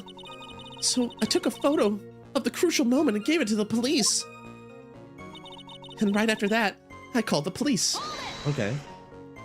You called the police? Yes, because it looked like the murderer was going to try to escape. We were already moving before the call even came in. Thanks to the victim's note, we already had started our operation. That was certainly tough luck for the criminal, eh? Terry Falls isn't the criminal. Then there must be something strange in the girl's testimony. Careful, kitten. That girl has the judge wrapped right around her little finger. You're gonna have a tough time poking holes in that testimony of hers. You're gonna have to come up with something really good, Mia. All right. First of all, you know who this is. She lies as naturally as she breathes. Second, this was the photo she took that shows the two. There's no new evidence other than the camera.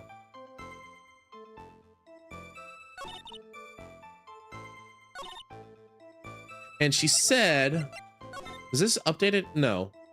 She was there. I don't know why I'm pointing at the screen. She was there, according to her testimony. She was around here. Okay.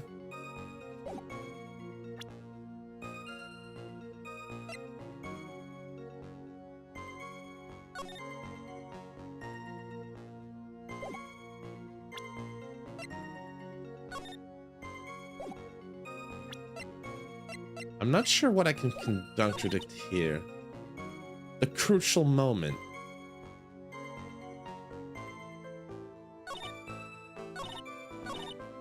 Wouldn't the crucial moment be... Wouldn't the crucial moment be the murder? I'm gonna take a safety save if I hadn't taken a safety save. But I thought it's like, wouldn't the crucial moment have been the murder?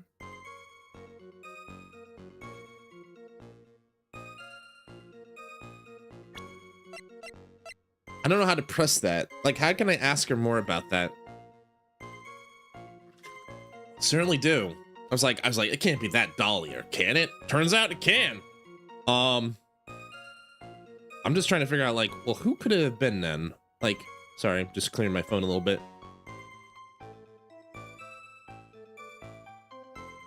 I want to press this. I feel like the camera could be it.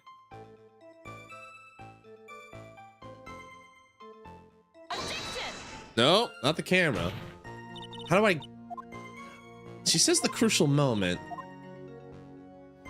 I'm gonna load again after this, but maybe it's the photo itself. Present the crime photo here. This one. It's the photo. Okay, got it. Let me just because I can save a bip of life. I can save a try that way, basically. Okay, it was the photo, but basically I want to ask her about the photo. Witness, when you said you took a photo of the crucial moment, is this what you meant? All I can see in this photo are two people facing each other. You testified you saw the two of them starting to fight. Normally, that's the kind of thing we would refer to as a crucial moment. Why haven't you presented a photo like that? Well, you see, the photo we presented was the only one there was. But if you really wanted to capture the crucial moment, then what happened next? You must have taken a photo of it. Oh. My apologies, young lady. But Miss Faye's assertion is not without a certain amount of merit, eh? He can certainly downplay a situation, can't he? You said that out loud, Mia. I'm sorry. I'm a very bad girl. You sure are. I used it all up. The film, I mean. You ran out of film, eh? This photo was the last one. What? Stupid defense attorney. Unfortunately, that is the truth. I personally examined all the photographs she took that day. All the other photos are of the witness herself playing among the wildflowers. The witness herself? Then who took the photos? Well, you see, my camera has a timer feature built into it. So you took photos of yourself? I remember taking some photos of myself once too. Please, no details. It seems Miss Faye's assertion was not so decisive after all, eh? Well, wait just a minute. Well, if she had no film left, she couldn't very well take more pictures, eh? Miss Foster, perhaps then you could tell us about a different sort of photo. Photos of the incident that you took with your very own eyes. Mr. Edgeworth, you're quite the poet. Oh, very well then. Let's get back to the cross-examination, eh? Let's hear your thoughts on the fight that you witnessed. Yes, Mr. Judge. I don't like this lady. You have no idea, Snow.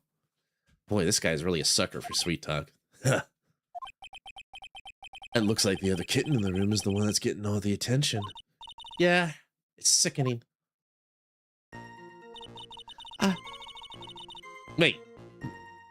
Wait. Oh, this is new. She changed her testimony. Okay. The victim tried to run away, but the victim? Why do you think she tried to run away? With her police training, she certainly knew better than to turn her back on a criminal. This was a large, powerful man with a knife. If it had been a quaggy woman like you, I'm sure you would have acted differently. Quaggy? Also, rude? Quaggy? Why, you? I don't think he did, Snow. I don't think he did, Boogle. Snow's been here for a little bit, but maybe he missed it. It's okay. If it had been me, I probably would have jumped into the river. There's still something wrong with this testimony. She's only about 10 yards before she was stabbed in the back. I don't know why I did the judge there for a minute. So you're saying Sergeant Hawthorne wasn't able to get away from him? Well, it's a narrow bridge. It was swaying back and forth. If you ask me, both of them were in danger of falling off. I only wish I could have done something to help her. That seems to make sense. We'll talk about it later, Moogle. I'd rather not spoil it for Snow. I think, just in case, you know. Because, without going into deep spoiler territory, Mia said that she had a case prior where this lady showed up and she was out for vengeance. So I want to see what the nature of that vengeance was. We'll see. That seems to make sense. I wonder about that. Something seems kind of off. Ha! Does it now? You have a good sixth sense. When you feel that something's off, that's when you need to figure out why. If Terry Falls isn't the criminal, then there must be something strange in that girl's testimony. Careful, kitten. Right, okay. So the two new statements that we have are these two.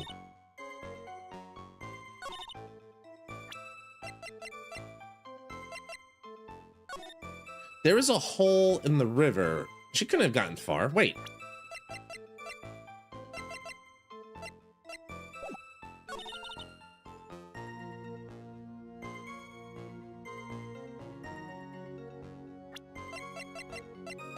$10. That would have put her on the other side of the bridge if I'm reading, if my eyeballing this is correct. Because she was like in the middle. They established them at the start. They were in the middle. 10 yards would put her about over here, which would be impossible. Impossible, even. I'm going to safety save real quick, but I think that's the answer.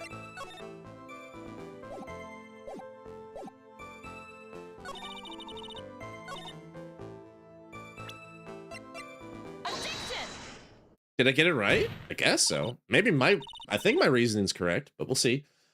Witness, your testimony is a joke. Huh? What?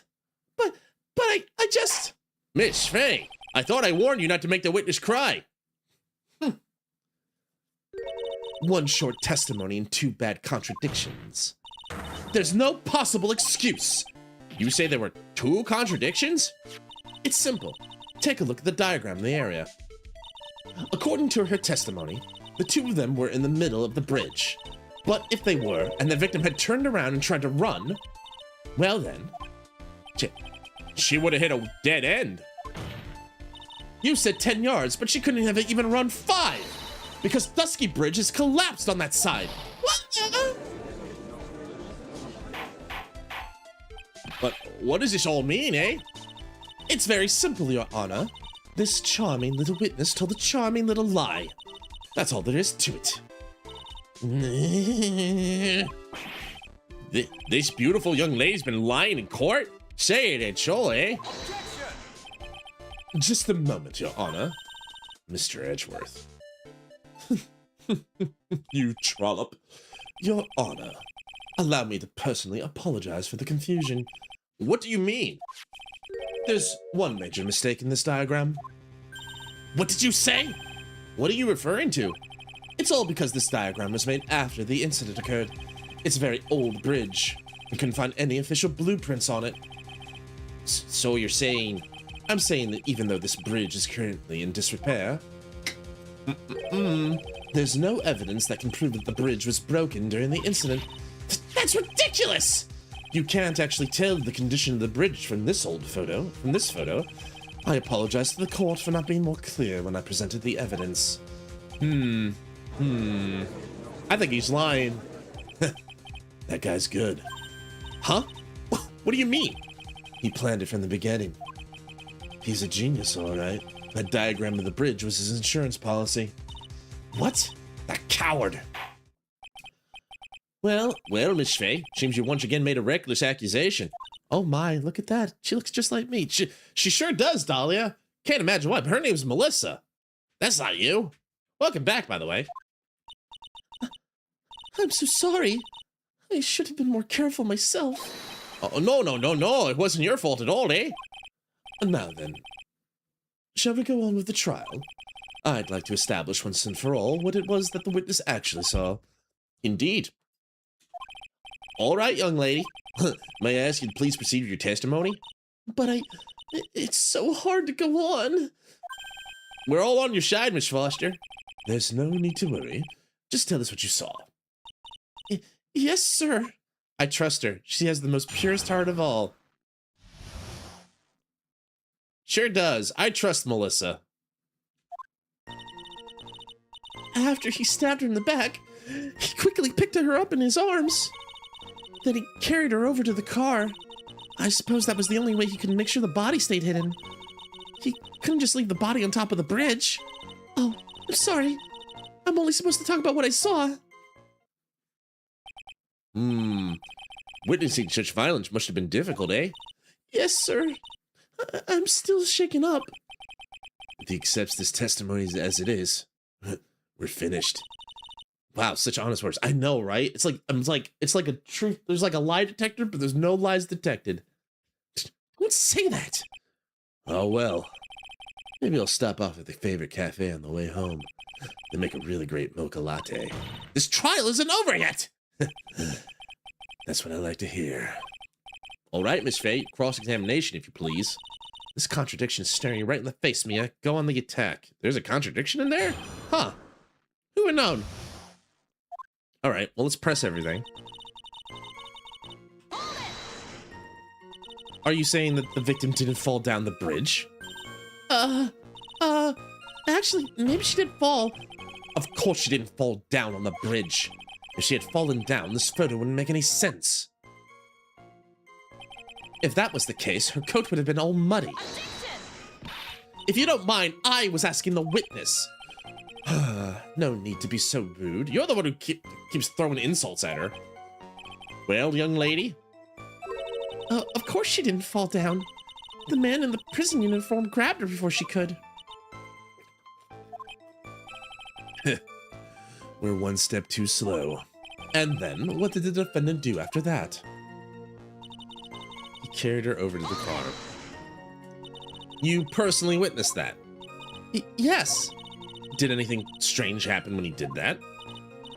Well, I don't know if you call it strange or not, but that's when the victim's scarf fell off. You mean this scarf? Her words match what we found at the scene. I don't see any problem. I suppose that was the only way he could make sure the body...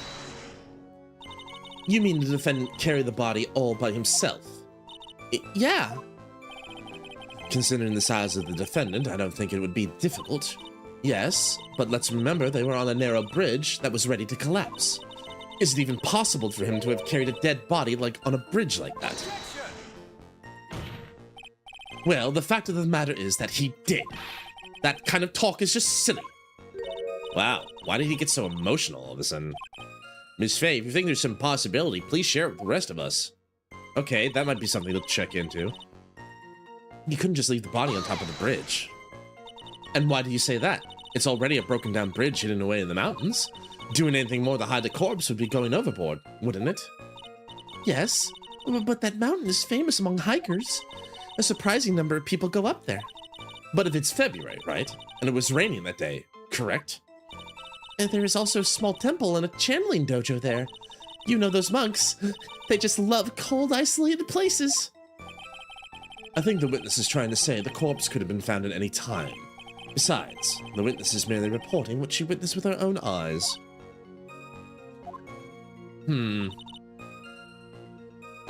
That Mia Gray person is so bad at this. Mia Faye. And you're absolutely certain it was my client who was carrying the body? Well, he was wearing a prisoner's uniform, but as for his face... So you're saying you didn't get a clear look at his face? Well, they were far away and it was raining. I thought I was only supposed to say exactly what I saw. Excellent. You're a remarkably honest young woman. Something about this testimony is bothering me. Hey, kitten. Have you ever put salt in coffee? No. Why would I? Why not? Huh? It may actually go better with coffee than sugar, right? No. Listen, my point is if you're not sure, you might as well add a ton of salt to it. It might bring out the rust in something, like a piece of evidence. He's right, Mia. Go present something. You've got nothing to lose. By the way, I wouldn't put salt in my coffee. The two don't go well after all. He did it. He totally knew. He was just testing me with a twisted metaphor. All right. Stabbed her in the back, quickly picked her up in his arms.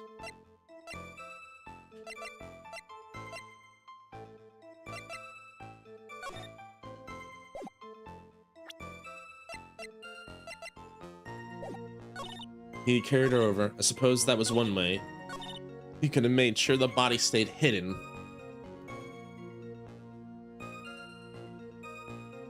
Someone subscribed to my channel. Well, thank you for the sub. I appreciate it. I don't know why that's not showing up on my thing, but thank you for the sub. Appreciate it. That's nice. If you have my sub, I must see if you'll be a good person. Thank you. Thank you very much.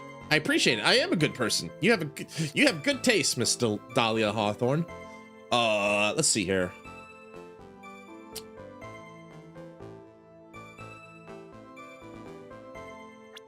Only way to make sure the body stayed hidden. I don't know. I mean, it could be just my mistake, but like, I don't know if that fits with the evidence. I don't know. I mean, it feels like I feel like that's a stretch, right? Because it's like, well, considering I knew about this man for the last 8 months, he is a good person. Thanks, Snow. I appreciate it. Yeah, you know, I'm a good boy. And I don't mean to disparage Miss Melissa here, but, I feel like, is that really the only way? Like, there was literally a giant river they could have dropped the body in. Thanks, Snow. Appreciate it. I'm gonna take a safety save just to be quick, just to be safe. You know, safety first. You know, that's what good people should do. Be safe. You know, be safe. I feel perfectly safe right now. No, is it the map again?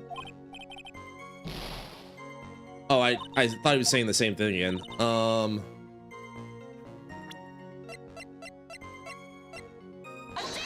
All right, it is that, yeah.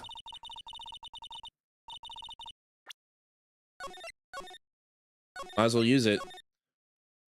Oh, you guys are being so sweet. I appreciate it. Thank you for the compliments. I appreciate it. This is, so yeah, like, I don't mean to disparage Miss Melissa here, but like, there was another way.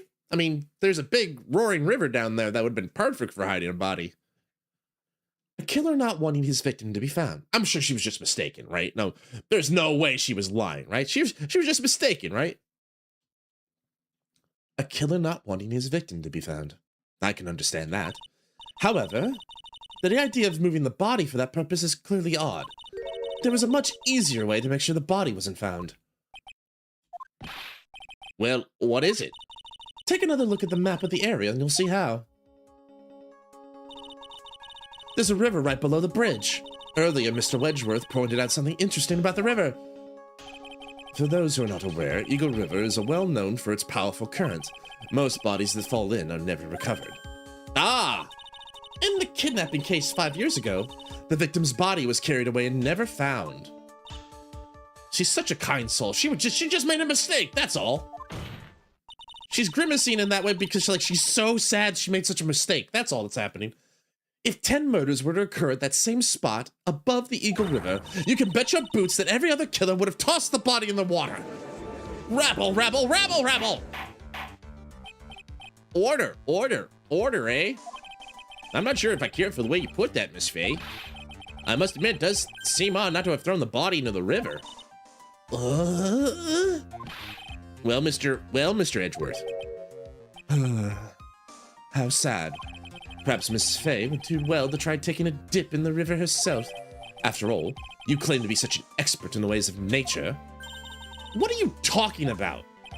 My point is that no matter how odd you may find the killer's method of body disposal, the fact is that what the killer did. None of your arguments have anything to do with what the witness saw. Quite true. Miss Faye, it seems that your assertion is that without merit after all. Bullshit! What the witness claims to have seen is totally ridiculous! Surely you can't deny that the body was found in the trunk of the car. That's certainly consistent with what the witness has told us. Please, witness, go on with your testimony. I'll try. All you have to do is tell us only what you saw. Otherwise, that mean lady might yell at you again. Who's he talking about? I want to smack him.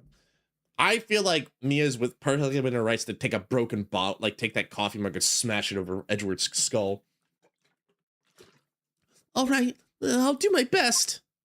There have been dumber criminals, well, true, but still.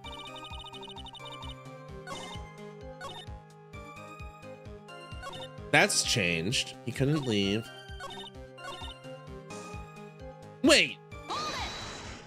That's a contradiction. What did the man do then? Well, naturally, he got in the car and was about to flee. That's when I came to my senses. I said to myself, you have to call the police. And so that's when you called the police. You're sure that's all you saw with your own eyes? Yes, I'm 100% certain. That also doesn't make sense. Objection! And it's the same piece of evidence. Thanks for the 45 bits, Ashby. Appreciate it. Now I'll get bits badge. Hooray! Thank you for 45 bits, actually. You didn't have to do that. Appreciate it. Thank you. Well, Miss Foster, it looks like you've done it this time. Hmm? Done what? Made a crucial mistake. A crucial mistake? Like what, Miss Fey? The killer broke into the trunk of the stolen car and hid the body there. You're saying you saw that, right? With your own eyes? Yes. And? It's simple, Miss Foster. Take a look at the diagram. The place you claim to have taken the photo from that day is here. Do you see what I mean? Even if you tried to see the car, this outcropping of rock is directly in the way. That's right, Miss Foster. From where you're standing, you could have not as possibly seen the killer's car. Objection!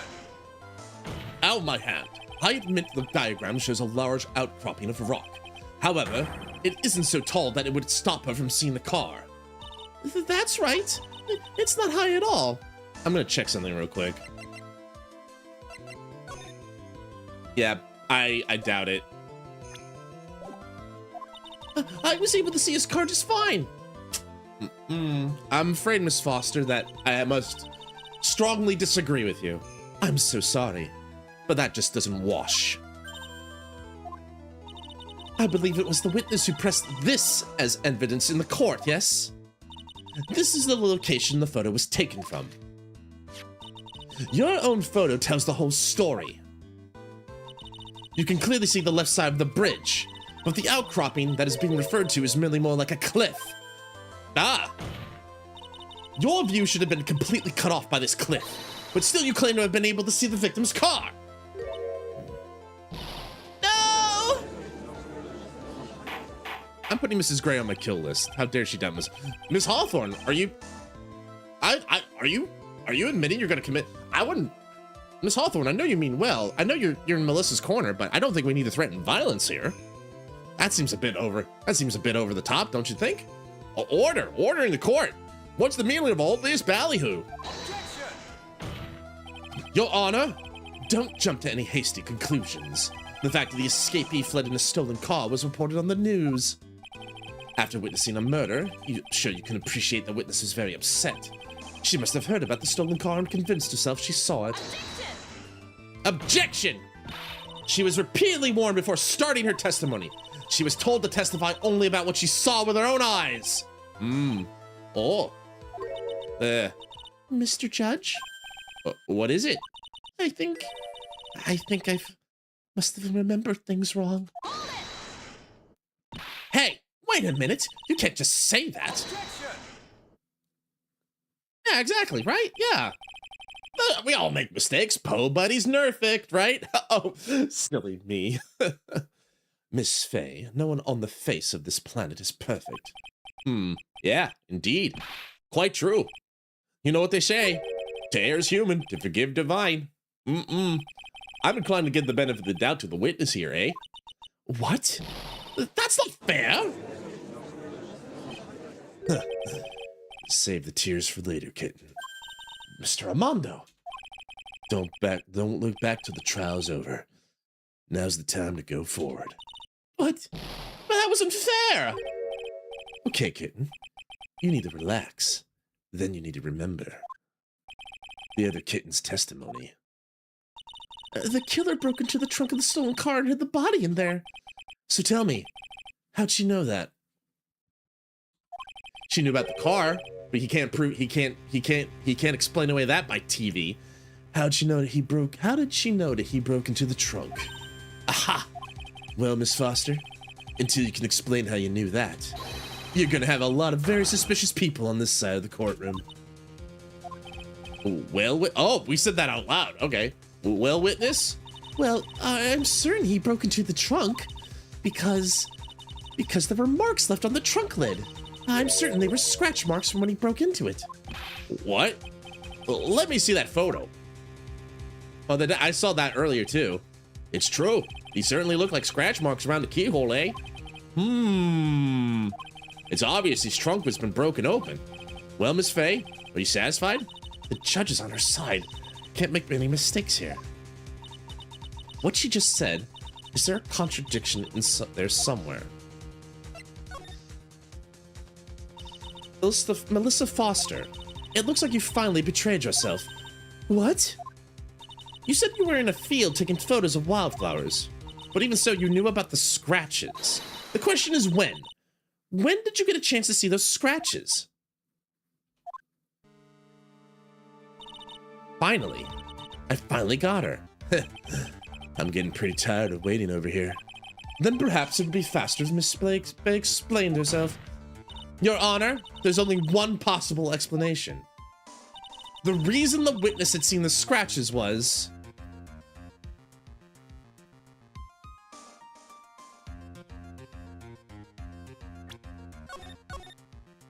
Now, I don't make this accusation lightly, but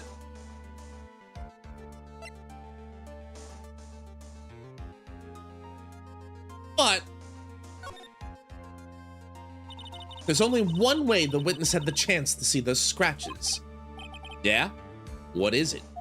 Naturally, when she opened the trunk and stuffed the corpse in herself. The person who really hid the body in the trunk of that car was... Melissa Foster. It was you that did it, wasn't it? That's ridiculous. I could never. It was the man in the prison guard. He's the one that... I don't think so, Miss Foster. If Mr. Falls had been the one that put the corpse in the trunk, he would have simply used the car key. There was no need to break it open. And Edgeworth also said that he brought the car there because he stole it. But he stole the car! He stole it from a young couple that had been waiting at a red light, which means that the key would have still been in the ignition. Oh, I see. Thank you for telling us about the scratches, Mrs. Foster. Without that, we never would have uncovered the truth. That it couldn't have been Mr. Falls that put the body in the trunk. No! Oh, my hat. Preposterous! To even suggest the witness put the body in there. If that were true, then how do you explain the photo she took?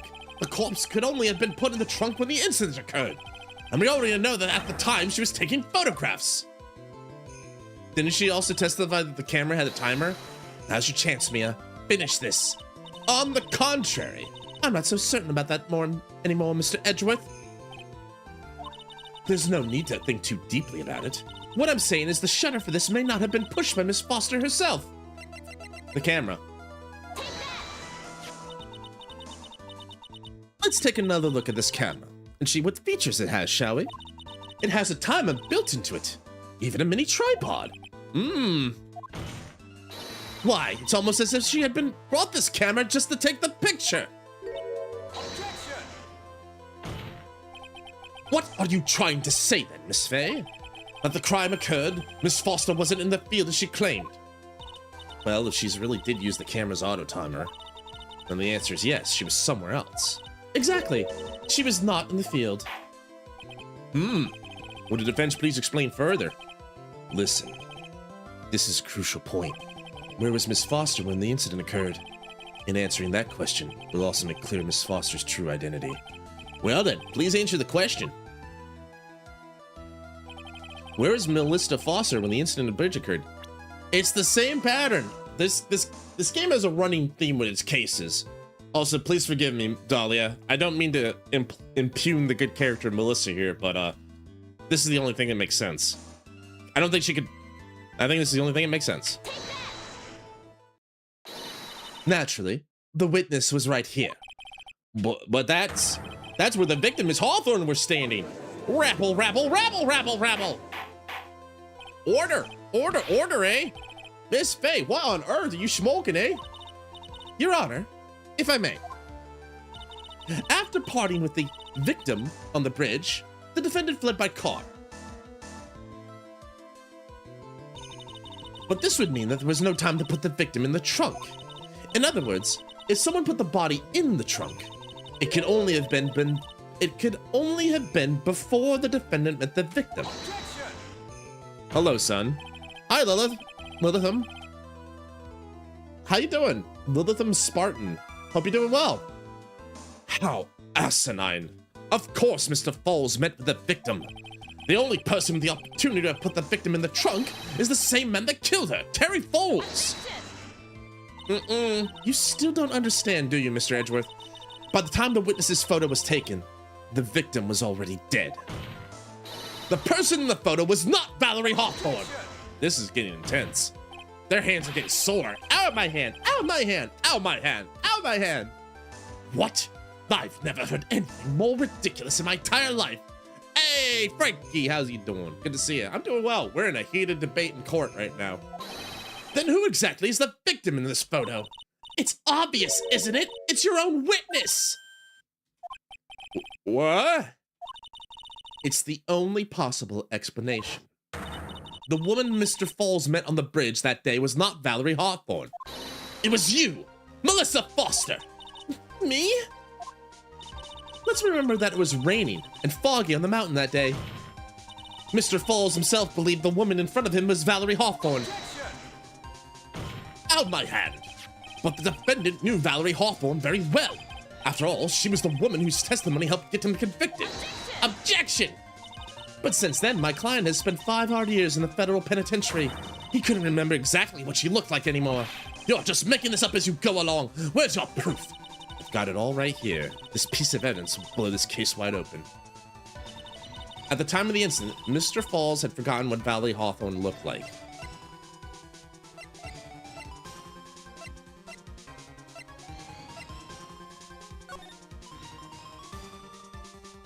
Is it the testimony?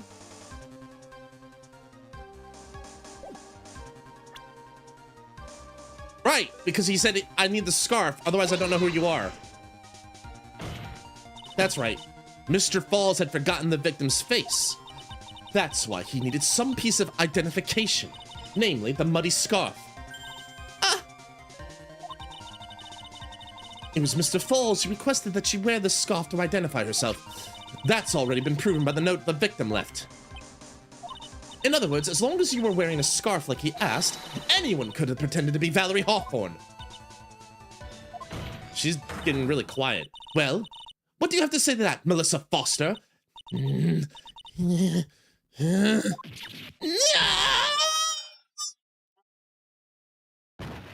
Oh dear. I believe she went and fainted from the impact of my testimony. Oh, where's Miss Foster? She's collecting herself in the lobby.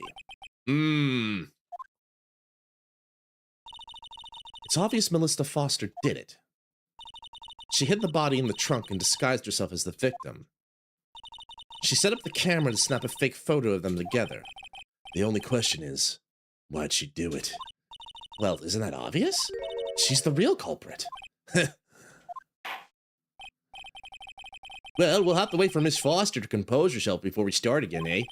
Till then, this court's in recess. Bench and the prosecution are both await their respective lobbies, eh? Yes, Your Honor. Understood. Very well. Court's in recess, eh? Call dibs on the ice hockey rink, eh?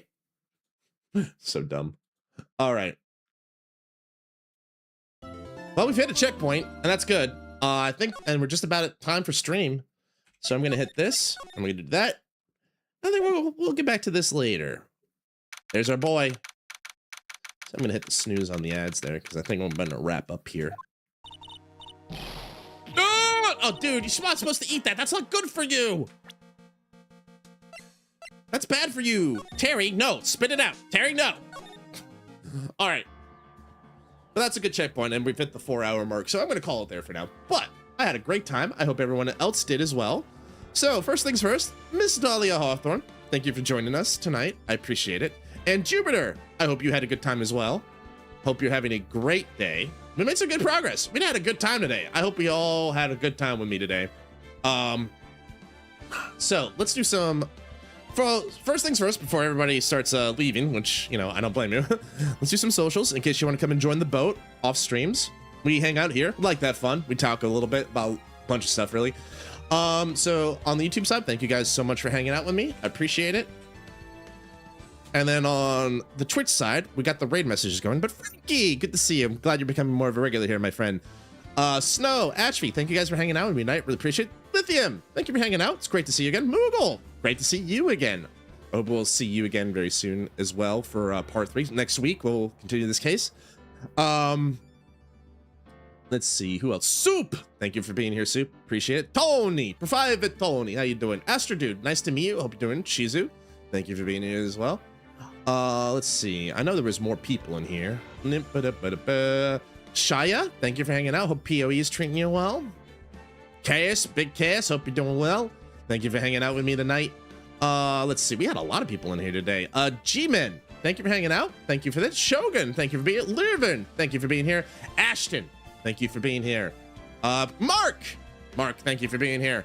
I think that's everybody. Thank you for all the bits and all the stuff like that. But before we call it completely, 2 things. One, I'm going on a big walk with Coco and Boca in the morning, so I'm gonna get up early for that. And then afterward, we continue our tale of Ledgerbound. Hopefully we'll have some fun with that. But let's go see if I can go say hi to somebody for you. Let's see if I can send you somewhere off. Send you somewhere. Let's see. Well, she's still streaming, so I might as well go say hi to, yeah, let's go say hi to Frosty. It's been a while since we got to raid Frosty. Frosty is playing Final Fantasy IX. Great game, very fun. I think we'll go enjoy that. So I'm gonna go say hi to Frosty. She's in the zone. So until next time, guys. So tomorrow, again, I'm gonna get up early. I'll be I don't think I'll be streaming it, but I'll be on Boca and or Coco's streams, hanging out for a big walk. And then we'll continue Ledgerbound, which is a fun game. I'm having a great time with it. But until next time, guys, take care of yourselves, take care of each other. Take the coup. You take it us. See ya.